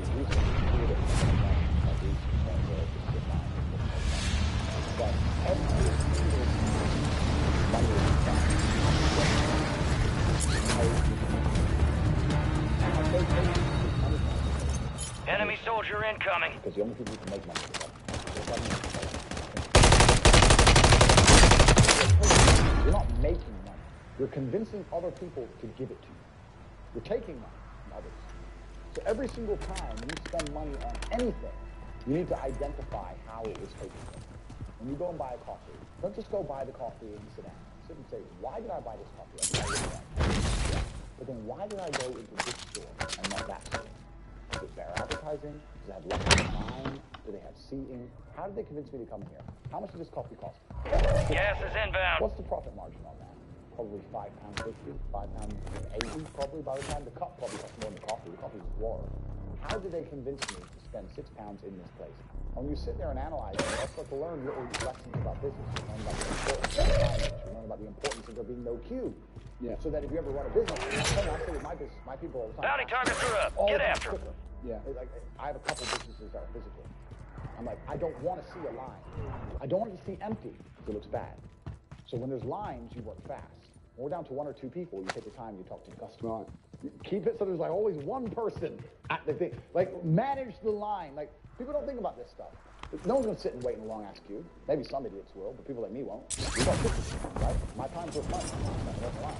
So you have to identify how your money is taken from you. If you start doing that with every single time you spend anything ever, you're going to start to identify business opportunities. And you're going to sit there and you're going to have coffee and you're going to go, you know what? They could have sold cake and they didn't. Could I outcompete this place? Just imagine I had the money to start a coffee shop right next door. How would I outcompete them? Well, I'd have cake because they don't have cake. Also, most people in there, and the guy serving some dude. No, we need to keep it. Here's our part. We need a chick. Put a chick here. Put people in. People don't even think about this stuff. They don't ever look around and realize how they're spending their money. They don't look around and pay attention to anything. They don't look at the world and all the things that are happening and how it can benefit them. None of it. They don't look at any of it. They're too busy following all about the proposal. Right. All about that crap. All about Love Island. We're talking about Love Island all day. The same people who will mark and fucking for Love Island at night. No wonder you're broke. You're a fool. You're a dummy. And no matter what the government does, no matter what a government or a financial system, no matter what they put together, it's always going to be competitive to some degree. Unless it's communism, which has been tried and we're trying to bring back, and we know how that all ends. Communism ends very, very quickly in violence because there's no other way to enforce anything. But no matter what they do or what law they make, there's going to be people who work harder than you and they're going to make more money than you. So if you're going to be a lazy dummy watching Love Island and not paying attention every time you spend money and not try and think and use your brain, guess what? You're going to stay fucking broke. Yeah. And I'm also going to say this now. All bounty targets destroyed. Hell of a job. Because they view you as scum. And the reason they view you as scum is, I can say this, and I'm not saying this in a horrible way. I'm from a council estate, right? I came from absolutely nothing. And I'm not how that works. When I meet people, whatever, 50 years old, I don't think, oh, he's had a heart. I thought, I don't. You got a loadout drop inbound. When you pull it off, I pulled it off. When you've been through X amount of shit to pull it off, and everyone's just coming out with excuses all the time, sympathy vanishes. Yeah. I'm sorry. Gas is closing in. Relocating the safe zone. Drinking pints, doing all this dumb shit. I wasn't doing it. I don't feel sorry for people. And that's what happens after a certain amount of time. So if I feel that way, and I'm also from a council estate. Imagine these people who were born as billionaires. Yeah. How do you think they view us? You think they give a shit about wrecking our currency? I don't give a fuck. You better find something to eat on the floor. They don't give a shit. This world is so much cooler than people understand. I've had people all the time come to me and say, yeah, I want to make money. Go take a half an hour and learn about fractional reserve bank. Learn how you don't even know how money works. Yeah. You don't even know how a bank works. Like, how are you going to make something you don't know what it is? Right. Like, it's crazy. One of the first TikTok videos I saw you do was where you talk about how money's like water. Mm-hmm. And that I thought was a really good analogy because money is always moving. Yeah. And that, again, coming back to property, because you know how much I love real estate, of course, is... Gas is closing in. 90% of them either made their money through real estate or maybe through business or other ways and are now investing in real estate. Of course, if you can get around people that are in the property market, even if you've got no money, being in that environment, even if it's a case of finding deals, passing them on to the investors, is where the money is. Oh no, that's completely and utterly true. And yes, cycle of precipitation, right? So cloud comes, it rains, falls down to the ground, it goes under the ground, whatever, goes into a stream, it moves into the stream, goes to the ocean, evaporates again up to a cloud, floats somewhere else, falls down again. Always moving. That's how money is. People think hidden in people's bank accounts. That's not really true. Money is constantly moving all the time, and if you can find a way to get in between it and stand in the right place at the right time, then you're right. That's absolutely right. That's awesome analogy. But it's true. I'm going to steer it, by the way. You can. It's no problem. It's true. And a lot of people have done that, right? I mean, even the little example I was talking about earlier. If anybody with a brain didn't invest in pharmaceutical companies at the beginning of COVID, and you didn't buy stock in Abbott at the beginning of COVID, don't know why. If you didn't invest in the arms companies at the beginning of this forever war, I don't know why. Like, it's easy. Where's the money going? To Ukraine, to buy guns. So what am I going to do? I'm going to buy stock in Raytheon. It's not complicated stuff. It goes into also... We'll talk about network and how important that is. But it's interesting you say about being in the room where people are talking about property deals. I say the same thing. I say this to people. I say, if you're in a room full of ice cream experts, and all they talk about is ice cream, how to make ice cream, their favorite flavor, the best way to store it, how much it costs to produce, how to transport it, and that's all they talk about is ice cream. Even if you have no interest in it, over a long enough period of time, you're going to end up knowing stuff about ice cream. You're going to end up knowing shit. And you're like, double chocolate this, it costs this much, and this is how they use it. Dlaczego kurwa to zrobiłem? Ja pierdolę. Co za down. Then you're going to know about money. It's exactly the same thing. And network is network. Everyone understands it. And people also understand that they're likely to become the sum of the 5 people they spend the most time with. Yeah. But then they hang around with losers. It just blows my mind. Kurwa nóż był. I'm a busy man. Like, I don't have time. All these opportunities I've given a little away. I've told a little bit about the name names, a little bit about the Russian ruble, a little bit about stocks, etc. I'm very busy myself. But my network, I have hundreds of people who I talk to all doing this shit. Hey, have you seen this? And I'll tell him something. That's my shit. That's who I talk to. Those are my friends. We don't talk about Rihanna. We don't talk about football. We don't talk about Love Island. We don't talk about anything other than money. Yeah. How are we not going to make hundreds of millions of dollars? How are we not? How am I not going to have money? Like, that's all we talk about. That's all we do. So I say to Stephen, so when's the last time we talked about the coffee company? What do you mean? You don't sat down with someone and talked about it. You need to talk about money. Well, if you don't know what to talk about, then you don't understand money. So go learn how money works. Go learn how a bank works. So sit on YouTube for free. You don't pay $50,000 in 4 years for university. Tracking a high-value target. This is high risk, high reward. Banking, or the real estate market, any of it. Understand the last housing price crash, why it happened. Understand mortgage rates and how that's affected by interest rates. Gas is moving. And then go sit with someone else who understands it. Talk about it. Oh, yeah. I should do that. Yeah. Enemies are dropping into the area. Watch the skies. I'm not. But to a degree, I think the universe is very given. And I've yet to experience in my 36 years a man or woman who genuinely tries their very best and genuinely dedicates themselves and is genuinely motivated to make sure they're the best version of themselves, who doesn't get what they want. Yeah. I've never seen it. I've never seen someone go, I spend all of my time doing what I'm supposed to do. I do not waste any of my time. I dedicate myself. I'm good to people. I'm honest. I'm hardworking. I'm there on time. Every time I've got a meeting, I've got a phone everybody. God likes me. I work hard. I'm not an evil person. I work really, really hard. Who doesn't have everything they want? So, everyone can have anything they want. I really believe the universe will give anyone anything they want if they actually fucking want. The problem is, I think, when people complain. So if someone's complaining that they're broke and being negative, oh, it's really hard, but then they're not doing the very basic things. It'd be like me complaining that I'm overweight. Yeah. Yeah. If I was to bitch about it, oh, I'm overweight, it's really hard. I heard you say actually on a Rumble video. Yeah. You said that if you work fast, within a couple of months you'd be slim.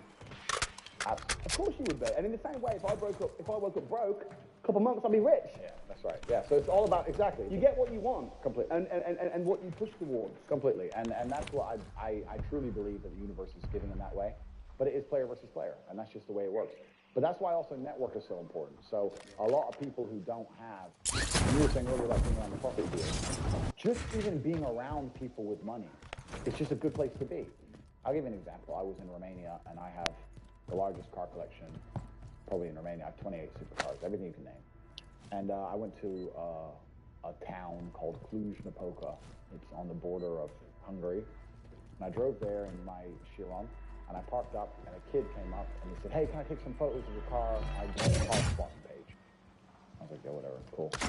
And he goes, yeah, okay, I'll just be a few minutes. So we took a bunch of photos, and he come up to me and he said, do you want the photos? And I was like, not really, I already have photos.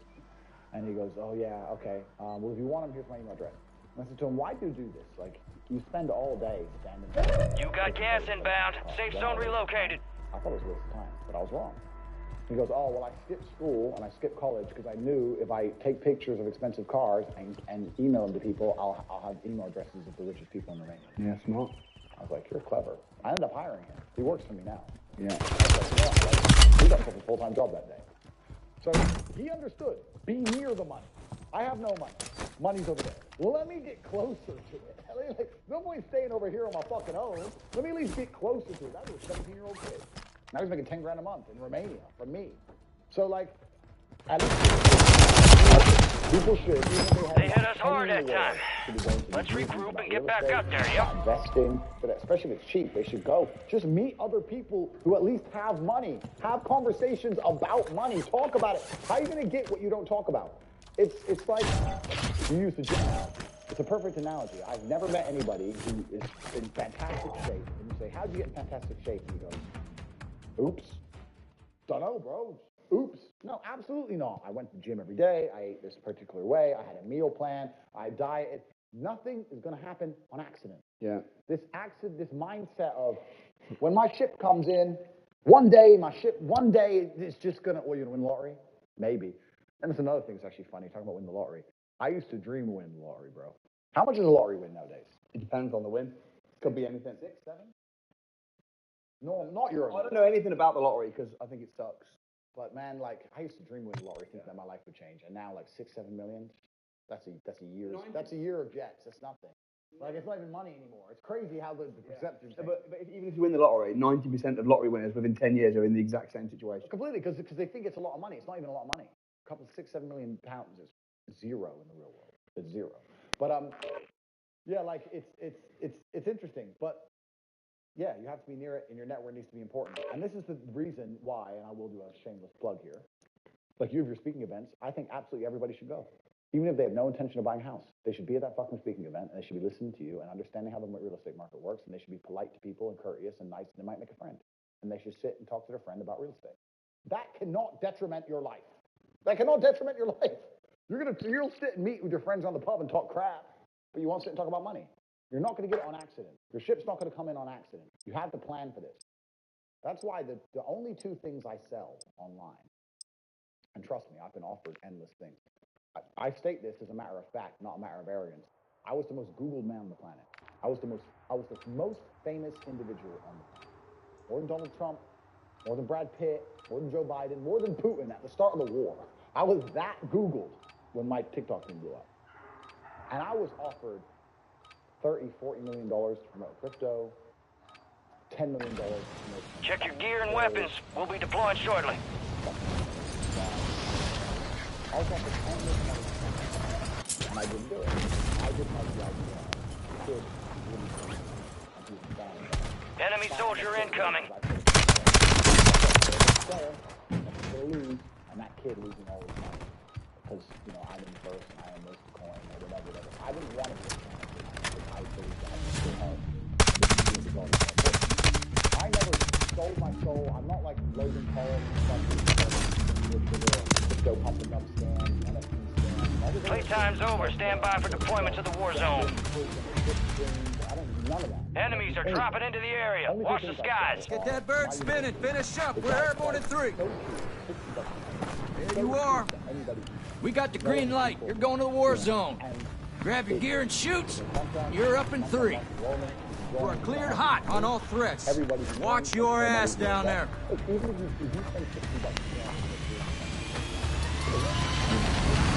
see you on the other side.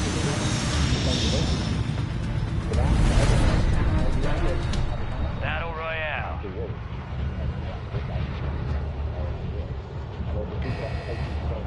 You got gas closing in fast. Unass yourself to the safe zone. How does this affect the way to actually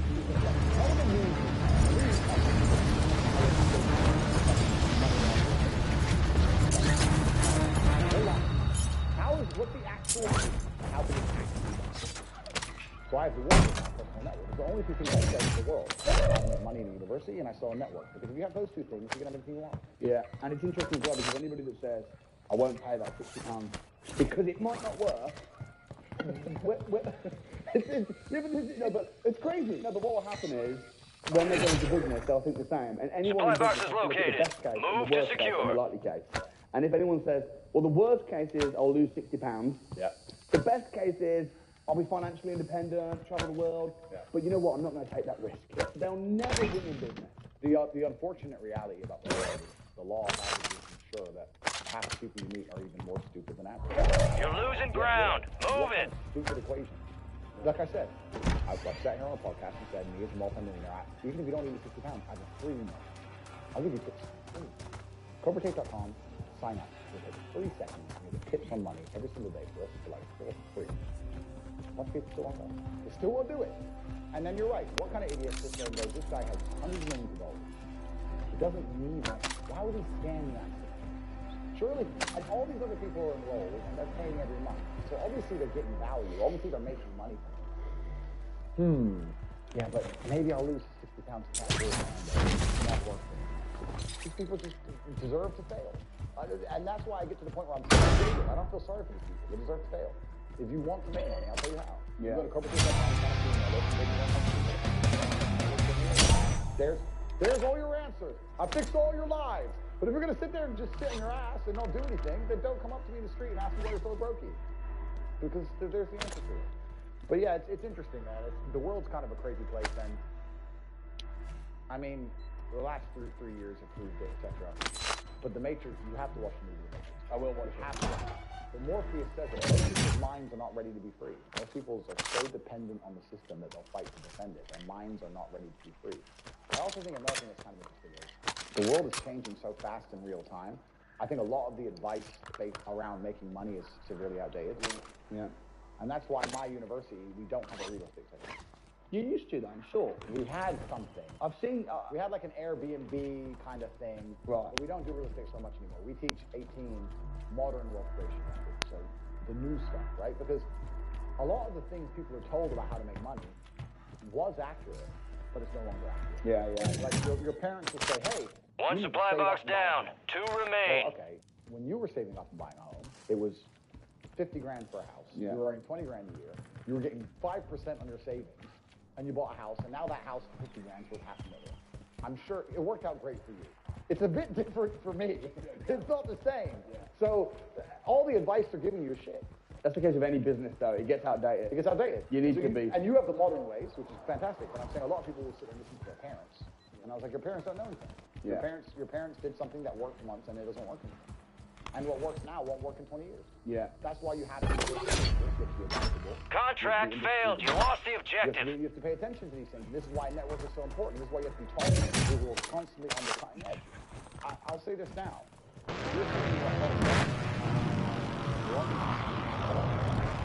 know that me, a man with hundreds of millions of dollars, my network of 4,000 people all around the world, from Singapore to America, etc., with a combined assets of billions, are talking 12 hours a day about how to generate money on the very cusp of culture and the very cusp of updating geopolitics.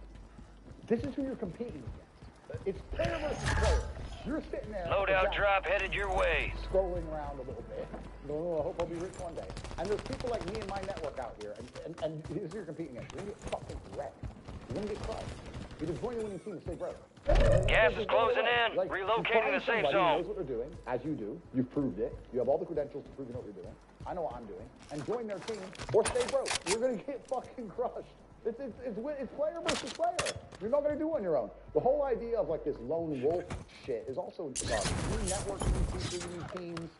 You know this better than anybody. Yeah, and it's like, you know, if you're playing chess, I know you love chess. Your dad was a champion chess player, and you don't really know how to play, and you're against a champion chess player. Every time you're going to get spanked, and that's the interesting thing about chess.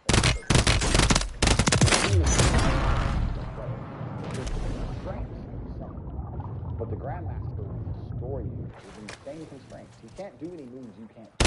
He will wreck you because he knows the game better. Yeah. He knows the rules better. That's it. It's business sales, marketing, finance, operations. He knows it the same. And man, most people have no idea how to make money. So I had a guy come to me. Gas is closing in. She's out of Serbia. And he comes to me and says, bro, she's big in Serbia. I want to make money. He goes, yeah, well, I'll take a brand deal, but I need money. How much? I need a $250,000.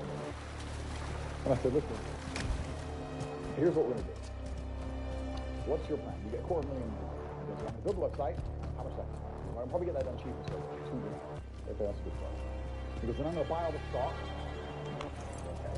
I'm going to base it in Serbia in a warehouse so I can sell it out fast, same day delivery. Okay, fine. Let's do something else instead. Instead of wasting all my money. How about this? Here's my advice to you, because otherwise, that's the first thing. Second thing, there's a big chance my money gets wasted. Here's what we do. I'll give you $2 grand. Make the website. take the pictures, get the post design, put it online, launch it, put it all over her Instagram, launch it, start selling. After a few days, send everybody an automated email saying, sorry, we have a delay in shipping because it's a new brand and it's been so fantastic. We're going to give you a free lip gloss. Delay everybody and keep them happy. Take in all the money, buy the stock with the money that comes in, with the new money, so you're never in debt to anybody. You're not in debt to me either. Buy the stock, fulfill. The margin on makeup is 80, 90, 100, 203% anyway. Give them a free gift so they shut up, or offer them a discount code for the next order. They'll be happy and buy more. Yeah. Start your company from nothing. Right. And be rich. See, that's the opposite of what university teaches. Complete opposite. Complete opposite. What's funny is, he goes, okay, I'm going to try that. He tried it, and he launched, and nobody bought. And I said, aren't you glad? Well, I'm glad. Thank God I'm glad. But imagine it was your own money. Aren't you glad you didn't waste $250,000? Right. Your dumbass nearly lost $250,000. Yeah. But now you realize that all her followers are fake. So, eureka. At least you found out cheap. Yeah. See, I can't remember the term for that. They do teach that at Harvard University, which costs £500,000, by the way. Wow. To go to Harvard. I literally did not know that. And here you are spitting facts. There you go, everybody. But this is another thing that's interesting. I think there are so many businesses, especially in the modern digital world, which can be started effectively for free. Yeah. It's different if you have to get a shop premises. That's different. Fine, understood. But you start with an online site, right? But there's so much stuff that can be done almost for free. People think they need money to. I need money. If I had money, I'd start a business. Tell me your business plan, and let's find a way to do it. And there must be a way. If people want it, you can sell it. You like do that part first. Yeah. And you can do that with nearly anything. But here's the question for you. So we've talked a little bit about how to invest there. You got gas inbound. Safe zone relocated. Which is great. Slightly differing views. Yeah. But that's okay. Talk to me about not making money, because you don't believe in making money. No. You believe in taking money. Yeah. You're starting again from scratch. You're dumped in a random city. By the way, I don't know if you've seen, I do this regularly. I saw on YouTube. Yeah. Of course you did, right? What do? Starting from scratch, you're in London, you got nothing, you got no contacts, you're not in your war room, and you need to make £10,000. And if me and you had a challenge, let me ask you a question. If we had to make £10,000 from scratch drops in London, in disguise, because you're pretty famous. Yeah, I'm pretty famous. Who's going to make it? I'm saying me. Yeah, well, you've done it a few times. I've never done it before. However, you'd have to start with selling something. Yeah. You'd have to start with becoming the middleman of something. And you'd have to start by taking a commission. That's the first thing you can do. Like the London drop in the middle of zero and doing it physically, I'm not sure. I think no matter where I was dropped, I would turn to the You got gas moving in. Because the internet's just global marketing. It's so much better. I'd find somebody with, okay, so let's say I'd find somebody with star power. Like, come along, I talk to you about, say, listen, I want to put things together. I believe I can help you sell. I am hoping that I'll show you some way you're losing my commission. I understand your star power, you have people. What are you currently selling? This one, this. Okay, if I bring X amount of thousand people, will I be able to get this result? That's what I would do. I think that if I didn't have the ability to sit on a camera and entertain, I would find somebody who does, and I would be the blood and guts beneath the show business. Interesting. And that's the easiest way to get rich in the world today. So you'd find someone that's got an existing product or service. Correct. And then you would help them sell it and promote it. Absolutely not. That's the easiest way to get rich today, especially because commission only, nobody's afraid of saying yes to. Nobody's afraid of being saying yes to. So let me see if I have my business cards with me. If I don't have that, I'm going to be about to say. Let me give you an example of my business cards. It shows it perfectly. So here's my business card.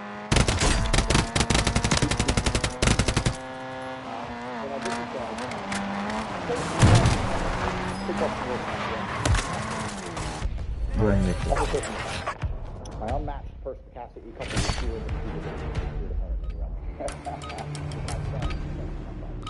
but it's basically saying unmatched perspicacity. The ability to perspicacity. So unmatched. I'm always paying attention to everything all the time. I'm sheer indefatigability. I don't become tired. Who always pays attention and never gives up is a feared opponent. No matter what the fight is. Also, my specialized football. Wars fought, assassinations plotted, revolutions started, uprisings quelled, smuggling, passport allocations, ventriloquist, decentralized finance, blockchain analysis, whiskey merchant, tiger taming. Marking contract. The point I'm making is, Drain Mesa. If you come to me with $1 billion, put a rock on Mars, I'll try it. Yeah. Okay. Maybe I'll call Elon and give him $500 million to do it. Maybe I'm just a millionaire. But I'm the guy you can come to for anything. I'm that guy. Yeah. No matter Positive what ID on the bounty target. I Hunt know him a guy down. who knows a guy. And I think that kind of shows my point overall. If I could start again, I'd do the same thing. I'd meet people who are extremely competent. Gas is moving in. New safe zone You located. often find in life that people who are best at what they do aren't good at the marketing and sales side of things. There are so many fantastic singers. Drones are deploying buy stations in the area. Painters or whatever. They're amazing. And they don't make any money. They're crap at it. The marketing, the sales, the whole famoose of it. Yeah. I'd do that. Doesn't matter if I find a singer and say, look, I'm going to get you this. I'm going to put together a promo video. I'm going to use my camera guy. We're going to make this excellent, and we're going to get some personality involved. And you're going to go up to some random girl on the street, and you're going to sing.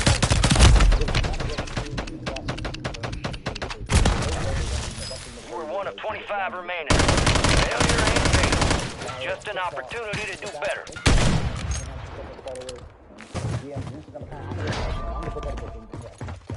It's all bullshit. Boom. Okay, now I got a singer out there working. I got a photographer out there working. I got painter. She's out there painting shit. Bang, bang, bang, bang, bang. Gas is moving. I think you do well.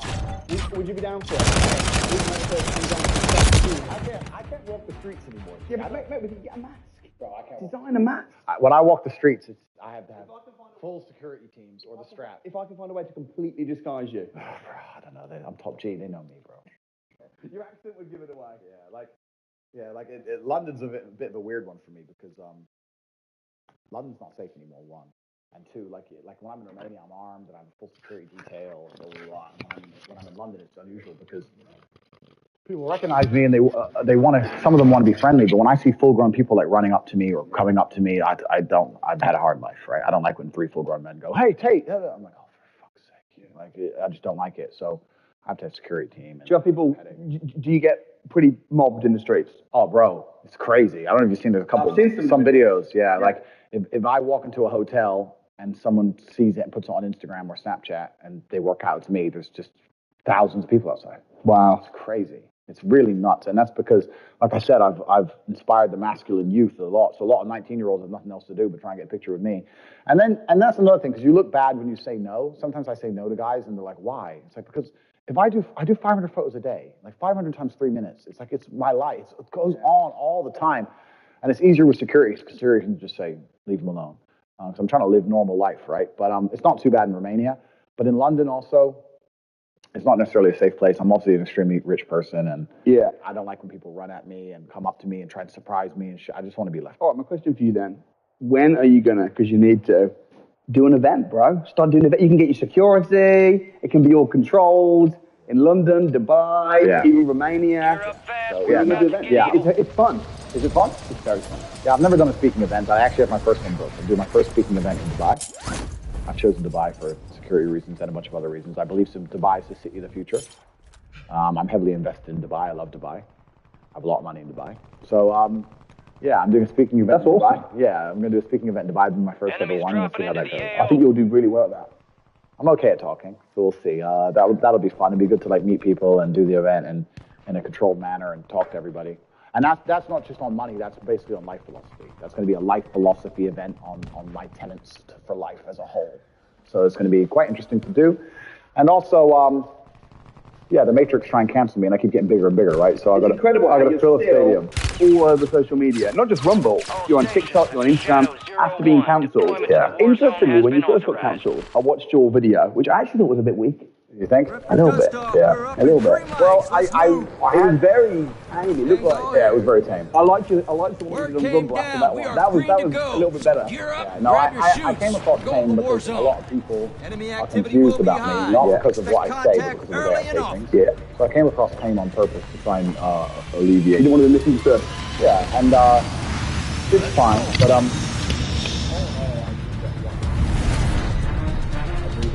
Battle Royale.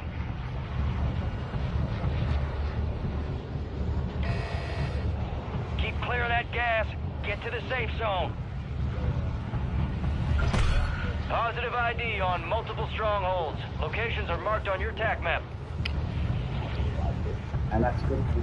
I'm heavily leveraged against chaos. You said, how do I invest? Well, the more chaotic and more dangerous and more messed up the world gets, the more people come to people like me for clarity and guidance and truth. So that's my ultimate leverage. You said that you wanted to lead the way for people that might later be cancelled. How do you feel that you're doing that? Because the pressure is already behind the dam. The dam of the social media companies, they have the pressure is behind the dam. Everybody knows that I'm fair around them. Nobody's happy with them. The problem is if you're canceled, there's nowhere else to go. I am proving that that's not true. That when you're canceled, there's alternative. I prove it. And that's just a fact. Because now people are going to say, oh, well, my canceled is still there. And I think if I crash the dam, especially with the rest, I didn't want war with social media companies. I didn't want to have a bigger problem with them, but they decided that I'm safe for some reason. Perhaps I'm optimistic in this particular circumstance, but I believe that the social media companies will eventually understand that they made a mistake and have public sentiment shift. They're going to offer me a reinstatement. It doesn't matter to me either way, but I do think that is coming. But all in all, yeah, it never really concerned me. It was semi-inconvenient. Yeah, sure. For a while. And they closed the banks and stuff. Yeah, they closed bank accounts, payment processing. Own the money, right? Yeah. Your bank account. Moving here. But they didn't take your properties off you. Well, they can't. Yes, exactly. But that's because of how I set things up. Right. So you need to be smart in how you do it. Yeah. For a company. Well, that's right. But I also think that Joe Schmo, who's just starting off buying his house, doesn't do it. Absolutely. You know what though? In the UK, they're devastating landlords. The taxes, everything, they're killing landlords. Yeah. But the rich corporations that are investing in property, the way they're doing it, it's very profitable. Completely. So the small guy needs to learn how the big guy's doing it and use it. Yeah, and it's always been the same. What did I say earlier about the tax? They don't come after the rich. They go after people somewhere in the middle. Yeah. They just wreck them.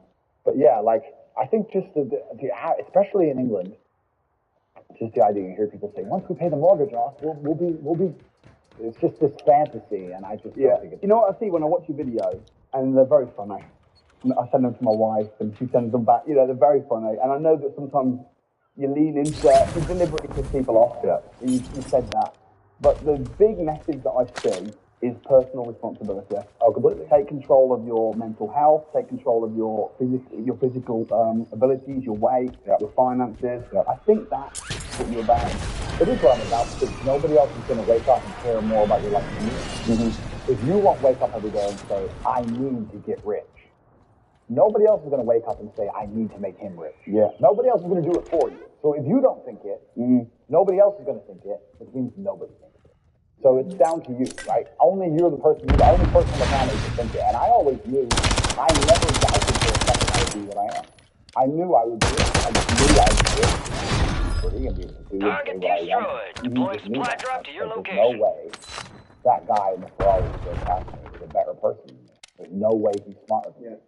And I was not arrogant, because arrogance prevents you from working.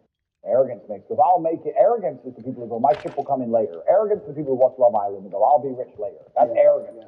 Most people are very arrogant. I was never arrogant. I understood, okay, I'll just outwork him. Maybe he's smarter than me. Fine, I'll outwork him. I'll just outwork him. No problem. Boom, let's get to work. I think that a lot of people, the main reason people aren't rich, there's probably three primary reasons. They're either lazy. Friendly loadout drops on the way. I think lazy is actually quite a small contingent, because I think a lot of people get out here and they work very hard to a degree. Like, even if you're a trash man, that's pretty Gas hard. is closing in. Get to the new safe zone. And also, I think if you could show somebody how to make money, a lot of people would do it. I don't think they're that lazy. If you say, look, press this button for money, they're not going to go, no, I don't want to get results. All right, okay. They're just lazy to find out how, perhaps. Yeah. But once they know how, they'll do it. Stupid, I think, is also a very small percentage. I think that stupid is a small percentage, but I don't think that IQ, in fact, it's been proven, IQ has nothing to do with how successful you are. Right. Very rich people, very smart people are broke. Very dumb people are rich. So I don't think that stupid is the reason people aren't rich. The reason 98% of people aren't rich is because they're arrogant. They're brutally arrogant. And I say that because you will stand up and say, I'm going to do an event, and I'm going to teach you how to make money from real estate. And people will look at you with all your success and go, what if he knows? Fuck him. Not worth my time. Look at them, yeah. They ain't. I'll sit here and say, I'll give you free losing tips and I get ground. money online. Move it. I'm using those $8 so I go to the con. Sign up to the email newsletter. Yeah, you know, I saw him on TikTok. He's full of shit. How arrogant, genuinely arrogant in your soul must you be as an individual to look at people who are massively successful with all the credentials and all the proof, all the things they talk about, and believe for some reason these people do this. Yeah. That's just arrogant. If Mike Tyson walked in here and said, you can teach me how to punch, even though I'm already a kickboxing world champion, I'd listen. Mike Tyson. If Beethoven walked in, resurrected, and walked in and said, you can teach me piano, I'd listen. But if I sit there and say, look, this is how you make money, there's a large contingent of people out here who go, yeah, but you know what? Hey, I don't like him. I didn't ask you to like me. I'm telling you how to make money. They're just arrogant. People are brutally arrogant, and it holds them back. They refuse to fucking learn or listen to anything. And they're dummies. A bunch of fucking dummies. And arrogance is the reason 98% of people don't have any money. That's why. They're just fucking arrogant. Stupid. Yeah, very interesting. Is there anything that you regret from, the last sort of 6-12 months? No. I don't operate in that frame anyway. I don't believe in regret. I'm just not a frame I operate in. Secondly, I know I'm that guy that no matter what happens to me, I'll make it into a positive. Yeah. You talk about being dumped in the middle of London in your underwear and pulling it off. You can dump me in the desert by myself, expecting me to dehydrate, and you'll end up seeing me on the high street in a Lambo next month. And you're like, how the fuck did you? Yeah. I'm that guy. I'm that guy. Yeah. So when they tried to attack me with everything, I kind of felt excited. But, interesting. The game's getting fun again. Yeah. So most rich people though, if they're self-made and they started from nothing, if you took everything away, they're gonna make it back. Oh, completely. It's a matter of time. Yeah, completely. Yeah. So I don't regret absolutely anything. I know that what I say is true. Mm-hmm. I truly believe everything I say. I know that I can help people if they're prepared to learn and listen. I know my network's fantastic. I know my university's fantastic. I don't sell scams. I don't lie to anybody. I live with a pure heart. I'm one of God's favorites. God loves me. Because I show strength and courage. I think the devil is looking for weak men. It's the weak men in the world that he uses to do his evil doing. And harnessing strength in all of its forms to service to God, including financial strength. So I don't regret absolutely anything. I don't operate in that frame. I think that it's still a lot of people think that this is the end of me and they don't understand this is actually how we can. My only concern now is coming to this. That's my concern. I'm worried about the gas is inbound, marking a new safe zone. So I have to try and work on that. A lot of stuff the media said about you just isn't Cash true. drop Most people don't have brains. They read the headlines. Yeah. They read things out of context. Yeah. And it's happened to me in the past. Yeah. And that's one of the reasons why I wanted this interview with you, was because I know what it's like to be completely misunderstood and for the media to go after you. It's interesting that all the social media channels and all the media seem to have the exact same thing. Yeah, they ban you so they can lie about you. So you can't respond. So they ban you so they can lie about you. What did I say at the beginning? I said, by removing the other side of the argument, they create a false reality, they create a matrix. By banning me and not allowing me to give context to tell the truth, they get to lie about me and create a complete false reality. They get to pretend I'm something I'm not, or I've done things I haven't done, and convince the NPCs of the world that's the case. I do find solace in the fact that the people who are stupid enough to believe everything they read in the media without doing any kind of investigation are also going to be punished by God. You got gas moving in. A terrible life of austerity. Those kind of people who just believe everything they read in the news are the people who suffer the most. They're not the people who are smart enough to break outside of the matrix. They're firmly inside of it. They are this way. So I kind of feel good when someone goes, I read this and I believe it all. You believe all that, and you also believe all of this. You're like, shit. All right, bro. You keep believing it. I'm off. I gotta go. I'm off to New York. So God already punishes them, which is fine. But yeah, it's kind of scary to a degree. I guess you could look at it from that way. And it's kind of scary that people have that much power. It's lie about you. And I'd also like to state that I do think that 99% of people in the world in my position would have some kind of detrimental mental health effect. Yeah, for sure. I am fortunate that I am iron-minded. I'm also fortunate that I'm extremely capable. My network is capable. I'm physically capable. I've had a very hard life, etc. But most people are not prepared to be lied about in the media without a voice, to be threatened, to have thousands of emails of death threats, to have their family thousands of emails of death threats, to have investigative journalists kind of work out where their parents live, to have journalists call up all their ex-girlfriends saying, if you have a negative story about Andrew Tate, we'll pay 50 grand. That's effectively a bribe. That's effectively saying, we'll give you 50 G's, no evidence, make up a story, and give us your picture. And that's, I mean, none of them did because I'm a nice guy, but you ask the average man watching this, they're to call every single one of your exes and offer them 50 G's. And tell me not a single one would say, all right, fuck it, dickhead anyway. Like, it's scary, right, to a degree. I'm lucky I'm me. But if I was the average dude, I'd be suffering from this crap. But the people who are in charge don't care. They don't give a shit. And they don't give a shit, one, because it's personal, but two, also in general, the world doesn't give a shit about men's mental health, which is another thing that we could talk about, because they pretend they do. They put headlines and pretend they do, and they say, we have to talk about men's mental health, et cetera, et cetera. But when I come along as a bastion of strength and inspiration for the youth of the world and tell men, listen, being a normal man or an average Joe is always going to suck. The only way to have a good life as a man is to be exceptional in some fields. Here is how you do it. You need to work your ass off. They believe me. They want men to stay depressed, semi-depressed, miserable, paying the taxes, just rich enough to pay tax, too broke to be. You got gas inbound. Safe zone relocated. They don't care about themselves and good shit. Have you had many people message you directly saying, I'm really offended? Or do you think it's more just the media trying to make out that people are... Yeah, it's a very vocal minority. So at the height of the absolute clown world, at the height of the circus, there was literally like 3 or 4 weirdos who were emailing me on repeat death threats and stuff. But I had hundreds of thousands of emails of support. Are you suing these guys? Yeah, so I'm taking legal repercussion. I'm looking into it. But I know the ultimate victory is just my money and success. The ultimate victory, the people are sitting there going, I thought we Heads up, jailbreak is and everyone active. still loves it. I thought we lied about it. Why didn't the lie work? So that's the ultimate success. But yeah, it's kind of crazy that God doesn't give us battles that we're not prepared to deal with.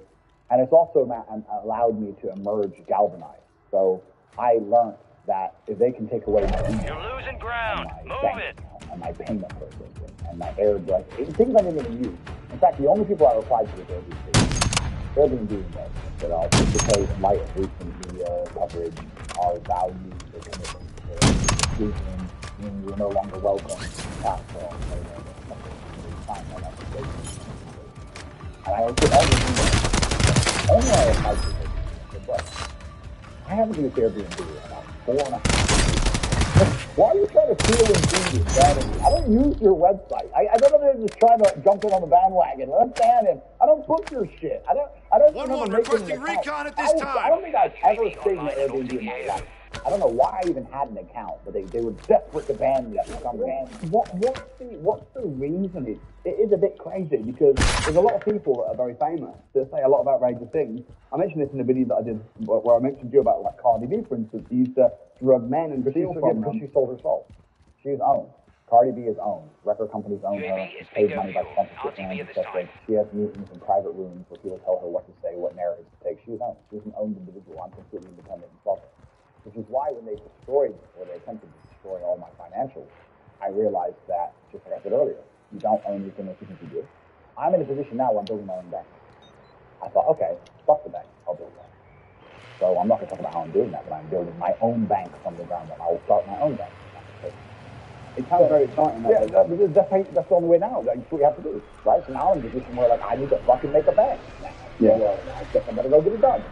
So I'm going to build my own bank, and that'll be interesting to talk about. Once that's online and finished, and in future podcasts, we'll talk about what it's like to own a bank. So we're going to talk about that. But yeah, the Matrix attacks, and they want everyone to march in lockstep. Be advised, an enemy squad is tracking your location. I'm a logical actor. I'm a logical person, and I think people have this idea out there that I'm crazy.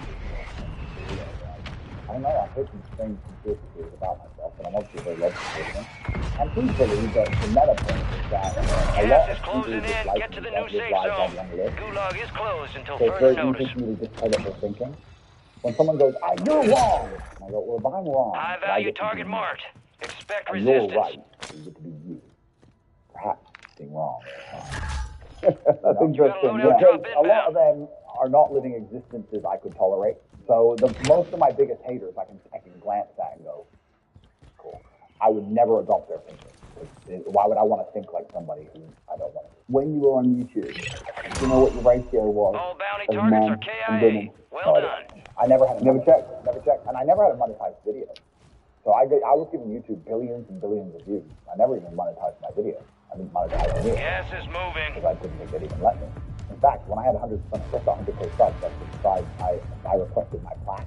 Moved my plaque. Oh, yeah. Interesting. Then they banned me. So, what's the message to the women? Because a lot of the videos seem very much kind of aimed at guys. Yeah. I've got a property company. I've also 1-1 got a requesting training recon company. at this time. 50% of my customers are women. Good. Killing it in property. Absolutely smashing it. My wife is my business partner. Amazing. We've been married 8 years, happily married. Perfect. Brilliant marriage. Good. She's helped me get a lot richer. The business partner. Do you think that your message, I know you're not this crazy person that the media makes out, but do you not think that the way you are, referring to women in pictures, Do I really understand it? yes, you do. Okay, well, first things first. Let's talk about that. If I make a joke or I say, oh yeah, I can't. You have to give me an example where I even say that. I don't think I say that much. I don't think I say that often. But every rap song has been like, I'm not saying that it's okay to say. I'm not saying that I view women that way. But I'm to sit here and say that I call women bitches, and every single song on the radio talks about stabbing people and calling women bitches. Kind of I don't call women bitches anymore. I don't think I do. You have to give me a very. The enemy is no longer tracking you. You I'm lost very him. sure I don't. Do you think that your attitude, maybe, Gas or the is way closing that you in. come across towards Relocating the women safe zone. is a little bit maybe insulting towards women? Or, I know you inspire a lot of men. Yeah. 50% of my audience are women. And I want to train them up and empower them as well. So I'm mindful of... I understand. You understand what I'm saying? Yeah. I think people who watch my content in its long form understand that I talk about being a protector and a provider for women. Yeah, you do. I think they believe Kurwa. I don't think we're the same. I think we're very different. I don't think one's better than the other. I just think that the reason the world... 1-1 requesting recon at this time. I think a lot of the problems brought back to that very thing. I think women are better than men at a lot. I think men are better than women at something. And that's what I say. And I say in some scenarios, I would trust a man. And in some scenarios, I trust a woman. And I don't believe they're interchangeable and exactly the same. And I think in most of the world, that's accepted. JV is bingo fuel. In most of the world, they'll accept that women is better at this, better at this, work together. They're a perfect partnership, harmony. I don't mean to be disparaging or insulting to women, but I will say the truth.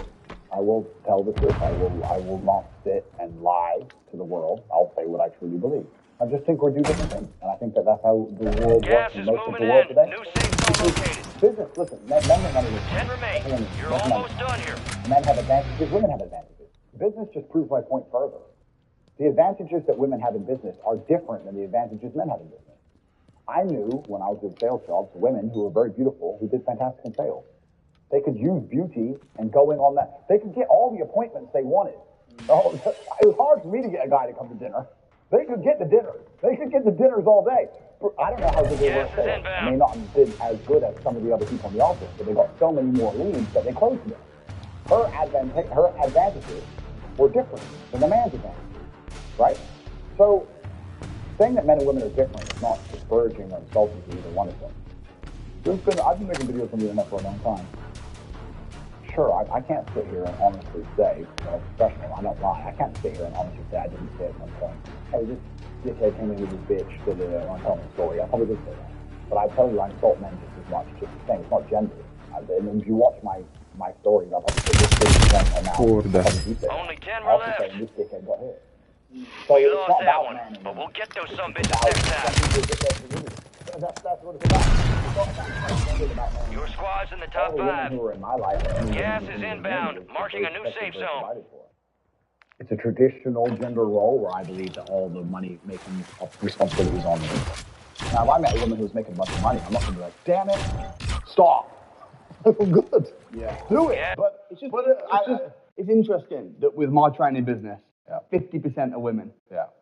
And they're smashing it. Well, I think that women would also be very, very good at property. Obviously, I don't know anything about it like you, but I think when it comes to things like interior design, or taking the time to be more meticulous about how it particularly looks, decorating I'm up. talking sales, systemization, Perfect. marketing. Amazing. Amazing. Well, And my wife, when I got married, my net worth was about 500 grand. yeah.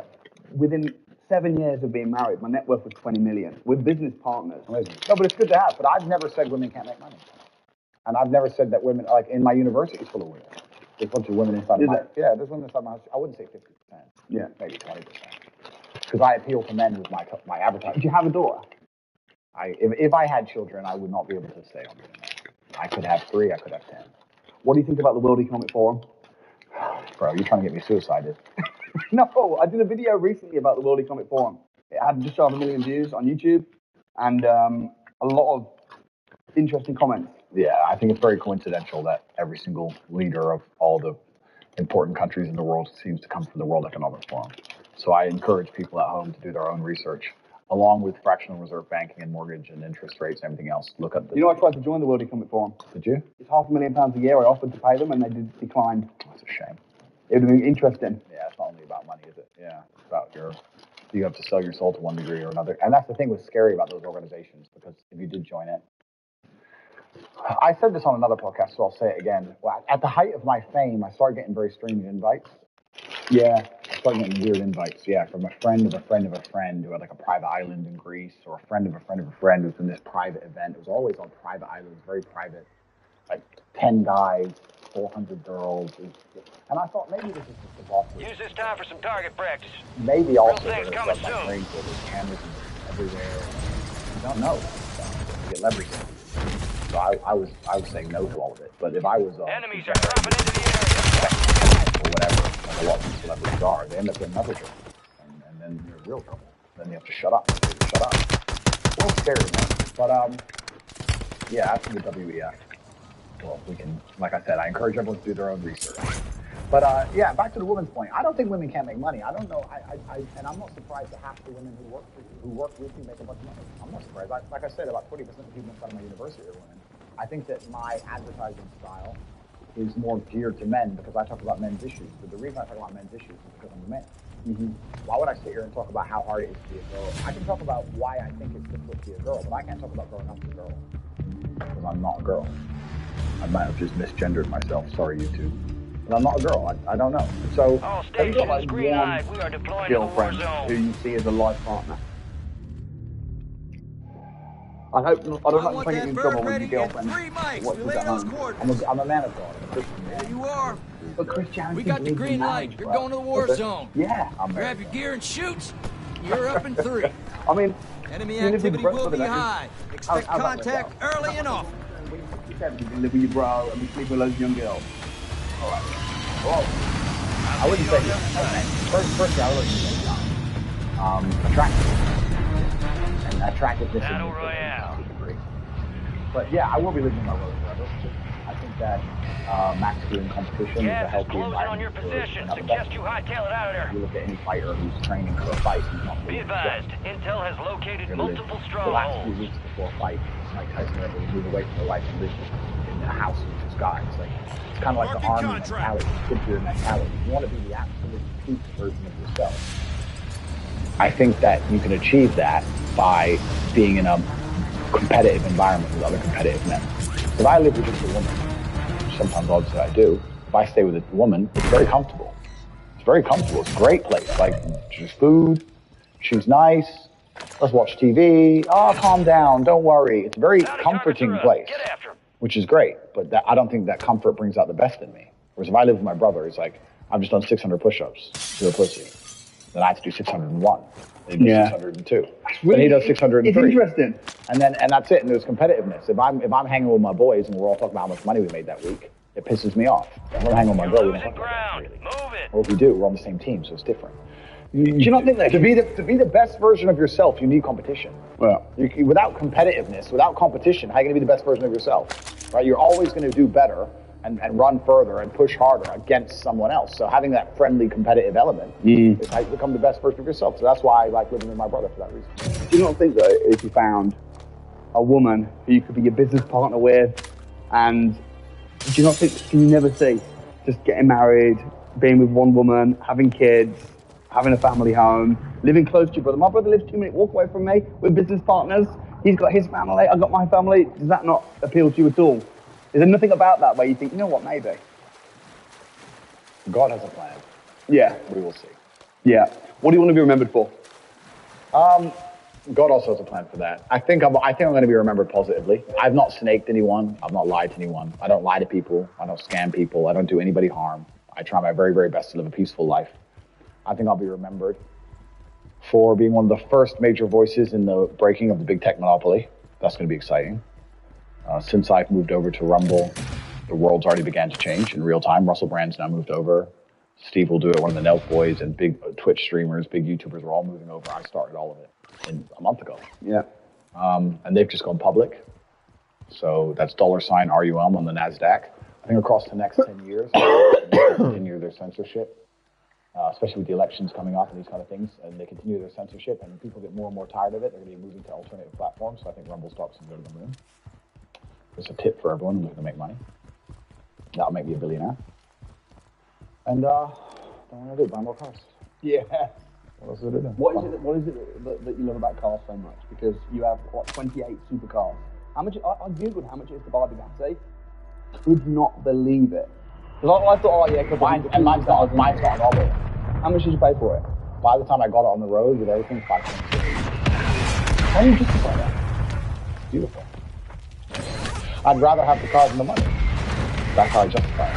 I'm at the point now where I used to love them because I love to drive, and I live in Romania where they have beautiful mountain roads and there's no real speed limits at my level of influence, so I can drive whenever I want. So the whole place is like a racetrack. Right. And my hobby would just be, if I ever took time off work, would just be to drive 3-4 hours to the mountains, stay in a nice hotel, drive to the Alps, drive through Switzerland, more.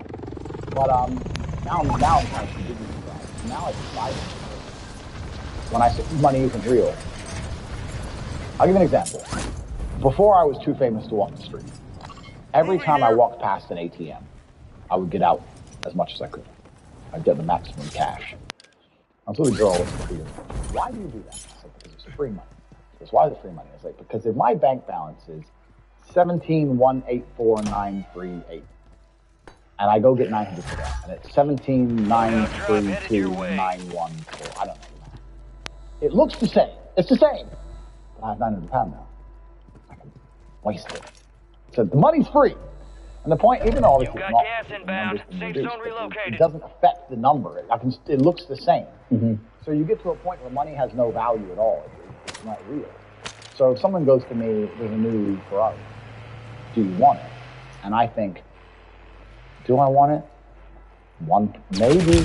I might one day look at it and go, that's nice. That's worth $5,000 to just look at it and go, that's nice stuff. On the driveway. So that's worth it because the money has no value. So it's like, well, fuck it then. Everything is free. I try to explain this to people, but it's like to be really too rich. Everything is free. Nothing has a price. No matter what I want, it's basically free. Outside of mega yachts and the most expensive properties on the planet, everything is free. So it's just, do I want something? Even if I only want it 1%, I'll take it. The hotel I stay in London, I stay in it, and let's say it's supposed to be £2,500 a night. I get a suite every time for £9,000 a night because the shower head is different. I like the shower head. A shower head is worth 7 G's a night to me because the money has the money is so invaluable that tiny things are worth everything. Does that make sense? I don't know how else to explain it. Yeah, the world's free. I just walk around and everything's free. Do I want it? A tiny bit, yeah. And then so we'll just take it then because money doesn't mean anything. That's kind of how it feels with yourself. Wealth. And that's why I say money's not real. It's not real. None of it's real. And another thing I will quickly say, people say, what's the coolest thing about being rich? The three coolest things about being rich, I will say. Oh, there's three? There's three. One, and it's only fun because I get to compare it to the brokey days, is eating whatever I want. I know that sounds stupid, but like going into a restaurant and going, I want all four of those. Give me all four. I mean, a little bit of each one. Just having thousands of pounds bills of food. That's the first thing that's cool. The second thing that is absolutely and utterly a life hack is time travel is private jets. I could not go back. It changes. Private jets change the. How much did it cost when you go on a plane? If I fly from London to Bucharest, 40 grand. Okay, so it's not crazy. It's not crazy, but like I do it 2 or 3 times a week or 2 times a month. I spend $500,000 a month on jets probably because it allows you to time travel. Do you plan to buy your own jet? There's advantages and disadvantages to that. I was thinking about doing it, but truthfully, a lot of the time, especially in the summer, I drive around Europe, right? So if I drive from Bucharest to Switzerland, now I've got to fly my plane empty there and find staff, and it's easier just to get to charter one. Enemies dropping into the AO. The reason private jets are cool is because they're time travel, because you remove all the bullshit when you render the airport. So what I'll often do, like I left my house at 9:01 this morning. I remember seeing 9:01. I drove to the airport, private terminal. 9:15 I got there. There was nobody in there. So 3 minutes, passport, security, everything. I was on the jet by 9:20. And then, because there's a 2-hour time difference, I landed in England at 10:30. That's crazy. I left my house at 9. I'm in England by 10. Convenience, speed. Yeah. So if this interview ends now and I decide I want to go home, I can make a phone call and I can be home in time for bed. It's a 2.5 hour flight to Bucharest, but it takes 2.5 hours to get out of central London in the car, mate. Yeah. So it's like time travel. Yeah. So jets are super cool because they're time travel. Because the number of times I've gone to 4 countries in a day, boom, interview, boom, boom, boom, boom. I go Czech Republic, Warsaw, Germany, Austria in a day. Jet. Return to base. That's cool. Food's cool. Private jets are cool. And the only other thing that's really cool is you realize that the rich people of the world have done very good in convincing the poor people of the world that rich people aren't happy. Yeah. They've done a great job of that. So true. They say, oh, he's rich, but he's probably miserable. Yeah. Why doesn't he give his money away then? You ever seen a rich person give all their money away? I haven't. Have you? I mean, and if he is miserable, the money's not making him miserable. Like, maybe it's something else. Of course, money can't buy happiness. I agree. But money is the third most important thing in the world. First is your health, because you have nothing, you're going to die. Second is your relationships, because you need love and family. That matters the most. But money can buy everything else. So money's the third most important thing. But using your money to have relationships and friendships are amazing for me. I think that knowing I have friends who live in Japan, but we can say, fuck it, let's meet up. Or let's meet up. Oh, you're in Japan? Okay, cool. Maldives. Thanks. Boom. That's cool. Yeah. The money allows you to be closer to people. I have more friends because I'm rich, not less. I have more friends. I have better relationships. I think a lot of people who argue, you say your marriage is fantastic. That's good. I think a lot of marriage arguments are about money. Yeah, it's true. I think a lot of them are. Yeah. So people say, oh, he's rich, but he's not happy. I bet if you were rich, you'd have a better relationship with your woman. I bet you'd have a less stressful time at home. You'd have more friends. Like it's amazing for relationships. That's the coolest thing about it. One of the reasons why I probably haven't argued, because even though I wasn't rich, I'm still worth $500,000. I was doing okay. Completely. And then we've not been short of money. It's just another source of stress, isn't it? Yeah, it is. Yeah. So it's another thing not to worry about. Yeah. Talk to me about this then, man, because when I went to Beverly Hills, I hired some supercars. Yeah. Because I'm not a massive car guy. Okay. So I got like a Lamborghini. Yeah. Had it for about a week. Then I got a Ferrari. And personally, I know you love driving fast and that. Yeah. The speed bumps, going to the cinema, going to the car park. I couldn't even reach trying to get out the car. Like, I was just like, this is crap. Yeah. When I got back, I was just enjoying my Range Rover. Yeah. So maybe I'm missing something. Maybe it's an acquired. No, it depends on the country. In America, for sure, I agree with you. In America, I wouldn't even have cars. Yeah. Another thing is this, sorry, so to cut you. Sure. Like when we last met. Yeah. Your car, bro. It's true. Like you literally. I had a brand new. I had to pick you up in my Range Rover. I know. I had a brand new limited edition 1000. Check your weapons, check your gear. We're holding for When you deployment. start, and then literally you were messing around, faffing around, and I'm thinking, you know what, I can't be doing with this. I want a big fat Range with a massage machine, has a fridge in it, I'm done. Well, I have a Range. I have a Range too, but no, you're right. Everything that's beautiful in life comes from heaven. Yeah. Kind of like, Enemy soldier I incoming. can't explain it. Like, if you get a beautiful girlfriend, it's pathetic. Get a beautiful partner, it's pathetic. Yeah. That's life, right? But, yeah, like, they're a hobby now. But Romania and Europe, I think, is beautiful to drive in. And maybe it comes back into that old story of me saying speed and time and Ferrari. It's kind of funny. I have another similar story. Probably the last story I'll tell. I told about the Ferrari driving past me in Enemies are college. dropping into the area. Watch the I was skies. selling TVS. And I had a meeting in Seven Oaks, Kent, on a Monday morning. We are green to go. Goes down Stand by sell for television deployment. advertising. And on Sunday afternoon, I was eating in Nando's in Luton, in the Galaxy Center. I want that And I bird walked ready in on 3 mics. van. Relay those I coordinates. watched it happen. Things all I here. saw a van just reversing. I just Word watched it came reversing. down. We are green to go. So gear up and I went grab your out there, didn't shoots. sure We're going to the whatever, war the front of zone. my car. Rules of engagement are simple. So I had this Weapons meeting. free So I had to on go all to threats. the BMW van. Well, I'll park tomorrow. I'm showing someone see the advertisement. Let's roll. It's not anymore, but it was. So I'm driving my broken BMW. I get to 10. Battle Just went Royale. along the M25, whatever. And I'm sitting there at the traffic lights at about 10 a.m. on Tuesday morning. And this Be aftermarket advised, pulls up. gas is closing With in. the roof Proceed down. to the safe And it had a zone. Swedish number. Cash drop is en route. And it was a guy and this blonde chick. They were blaring music. Marking And I was contract. sitting there in my BMW with a broken front. And I kind of didn't want to give him I didn't want to look because I didn't want to make him feel good. I kind of glanced and I thought, this prick, he's from Sweden. Why is he in Kent? Where did he come from? It's Tuesday. He's listening to music. He's got this hot chick. He ain't going to work. What's he doing? And here I am with this broken Positive car. ID on the bounty target. Anyway, I went to the Hunt meeting, 'em didn't down. even get the deal. Blah, blah, blah. Long Enemies story dropping short. into the AO. Maybe that's kind of like world going full circle. Because Yeah. now I drive through Romania. Yeah. And I have a hot chick next to me in my Lambo or my Bugatti or my Ferrari, whatever. And the Romanian kid looks at me and goes, "How's this English guy in this Lamborghini with this hot chick? He ain't going to work." It's kind of like the world, like I'm now him.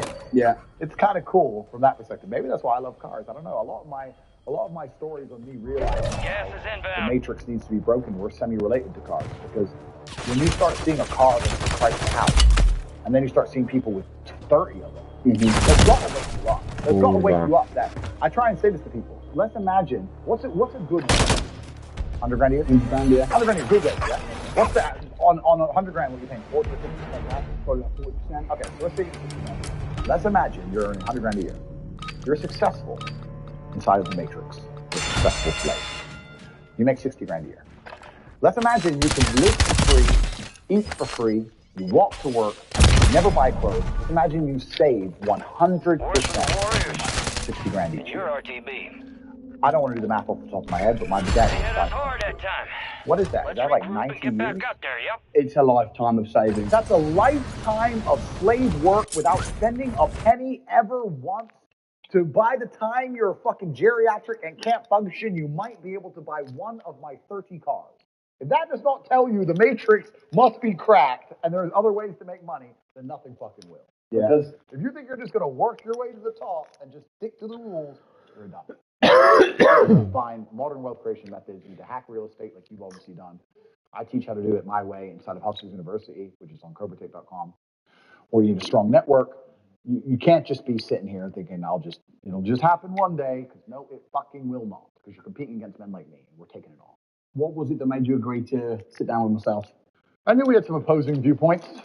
Which have come out. Yeah, and no, but it makes it better that way. Yeah. Than agreeing on everything. I know we had some opposing viewpoints, so I thought it'd be good to meet. When I come to London, I like to stay busy. I don't do anything leisurely here. I think that London is a failed society. I'll say that on camera. I think that's falling apart in real time. I think by every metric it can be measured by, in terms of the cost of things, the crime rate, the general happiness index of the people, how often the trains are late, how dirty the streets are. Anything you can measure, London is failing. So when I come here, it's purely just business obligations. And I knew we'd have an interesting talk, so I thought, well, let's go and meet Samuel. Well, it's been very interesting and enjoyable. Thank you. Appreciate your time. Cheers, bro. Stay in touch. Thanks, Brent. Thank you.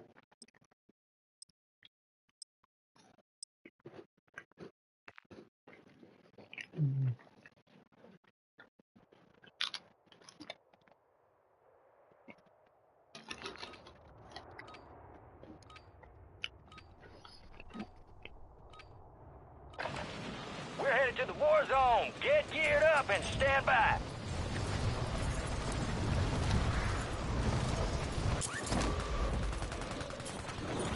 Enemies incoming.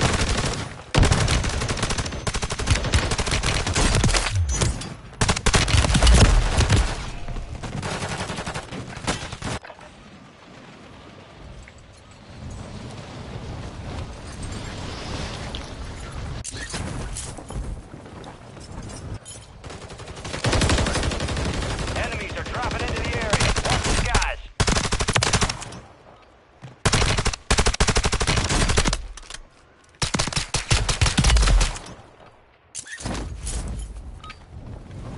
Prep time's over. Now you deploy to the war zone.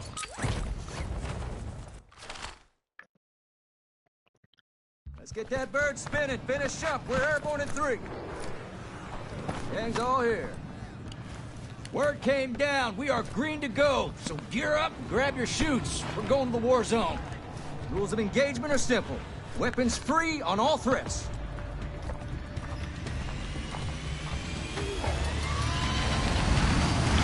Let's roll.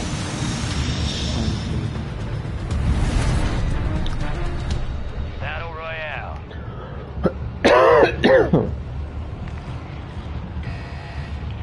Gas is approaching on your position. Marking Move to the contract. safe zone.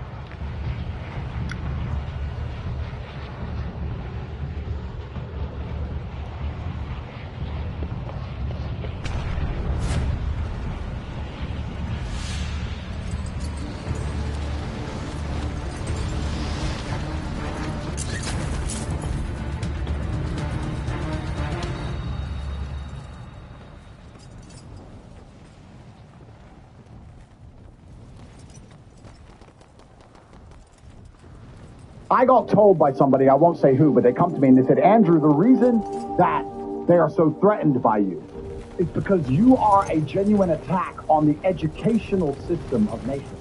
The reason they talk about you in British schools for not listening to you is because you're teaching young boys to learn things that actually matter, to actually change their lives. Gas is closing in. Bounty targets marked. Kill them all. Another one. One place left. I joined. Now, why did I join? Did I join because I believe Andrew Tate is such a pure-hearted man, and he just wants to spread his knowledge and his opportunities. He wants to help the modern man. Now, Lloyd changing amount of money, and it's all coming from a pure place, and I trust this man so much. No, that's not why I joined. I was really hosting courses and stuff like that. All these guys are going to teach me how to make money. $50 and I'll see what it's saying. Made a couple of G's in the first one. That low came to about $100. Well, that means that you can $50 before that's no much. It's the first one. Not a long road ahead of it. So, it's going to be a fun road.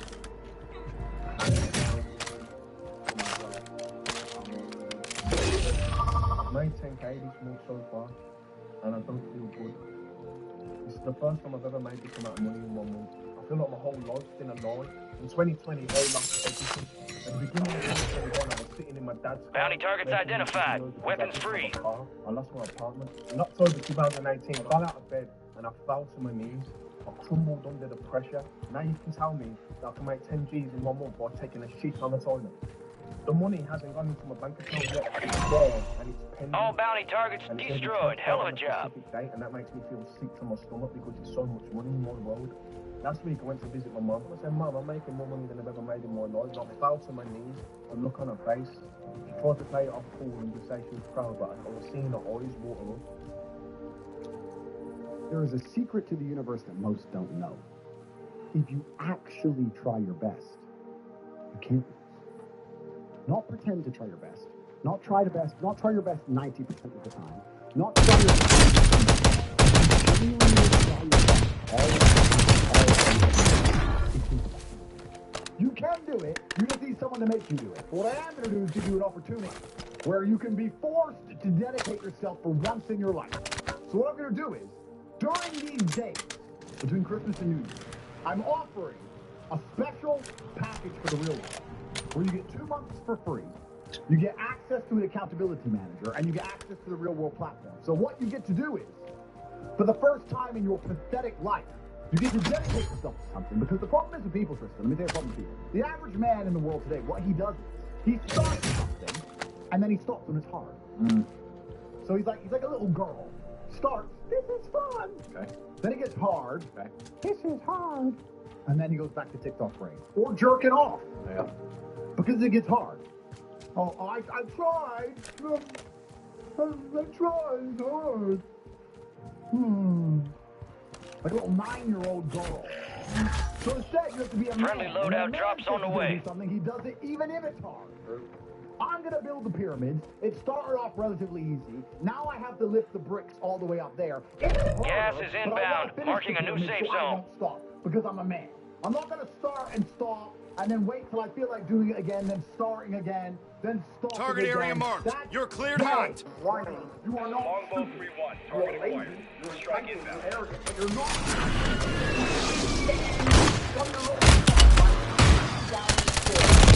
Kurwa.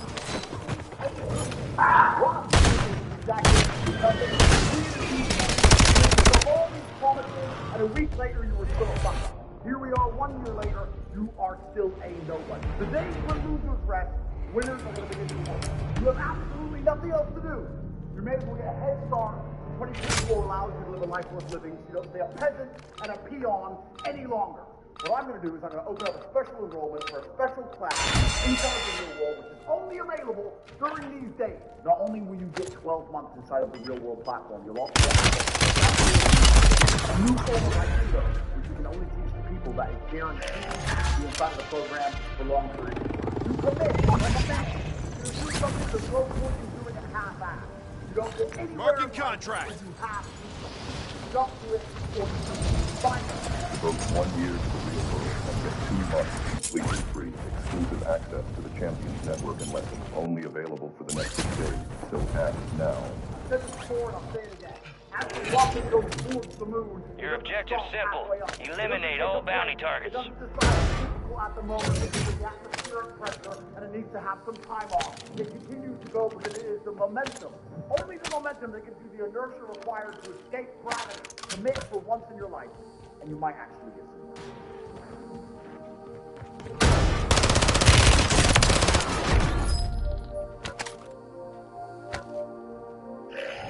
Distract your attention from you without returning anything. That's what the male-female friendship is. In the old days, man would give attention in return for sex. But nowadays, men just give attention and don't get any sex back. And that's what you have to be very, very careful of. Your attention is extremely valuable. So for all the men out there, if you're following a woman and you have zero chance of picking her and she ain't replying to your DMs, stop following her. Like, when's the last time you truly lived in the moment? I personally live in the moment a lot. No, but that's a good thing, right? That's a beautiful thing, and that's actually an asset. Like, my brother is very similar to that. But the problem is, if you live very, very much in the moment and you're not on your phone, I feel like, and I can only talk from the masculine perspective, you're not competitive. Because as a man, you need to be doing things, talking to people, making money, moving things, so you're going to be on your phone all the time. Really like how you just delivered what you said, but I just find it crazy how we've just sat and said about people need to live in the moment and that, but then like you've sold courses trying to explain to people how to be like that. It's just aspire for this. I understand what you mean, but unfortunately, and it's an unfortunate reality of the world, is that it's player versus player. Like if you go to a video game, if you play Call of Duty, right? There's 20 people in there, and we're all trying to kill each other.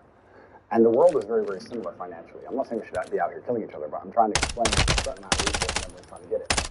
And I understand your perspective, but your perspective is feminine, as it should be because you're a woman, right? But the masculine imperative and the masculine perspective is you have to understand that life is war. It's a war for the female you want. It's a competition. Every man's trying to get her. It's a war for the car you want. It's a war for the money you want. It's a war for the status. It's a war. Masculine life is war. If you're a man who doesn't view life as war, you're going to lose. So as a man, you have to say, gas is closing in. Get to the new safe zone. Other men want. I have to outcompete every other man to get it. So how am I going to do that? Am I going to do that by doing That could have been bad. All bounty targets are KIA. We are kind of like the problem in society in the sense of Thank you. vodka, women, lifestyle. But it is. This is the problem. It's not my problem. I'm not saying it's your problem directly, but I'm saying this is the problem. Yes, all men probably want to apply to that. But you see the pressure there is on men. Completely. It is much harder to be a man than be a woman. Okay, so what's your thoughts on men's mental health? I agree. It's much harder to be a man than be a woman, which is basically what you just said.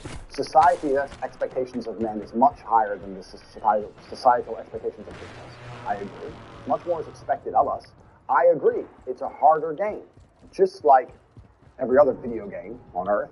It's a harder game, but if you complete it, you get a higher score. I think that being a top-tier male is the best human experience that any human can have. I think that being a female would not compare in any way to a top level. You're losing ground. Move it. But there's experiences, right? Like women, we can literally carry lives inside of us. 1-1 requesting I agree recon with at you, this and I'm time. actually glad you chose that experience, because that's the most important thing a female can do, and I agree with you, and I understand it's a beautiful thing. Because there's no society, there's no world without life. I agree with you. However, I think that as a man, you can build an empire. There's conquest as a man. And I think as a female, it's not quite the same.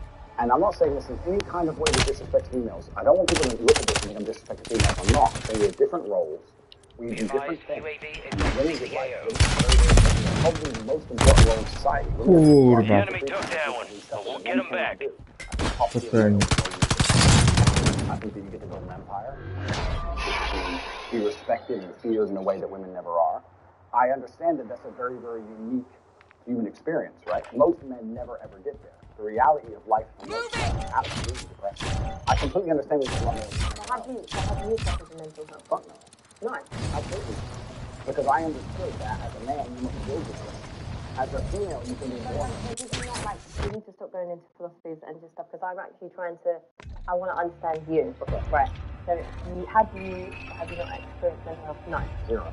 Okay, so how do you put this stress and situation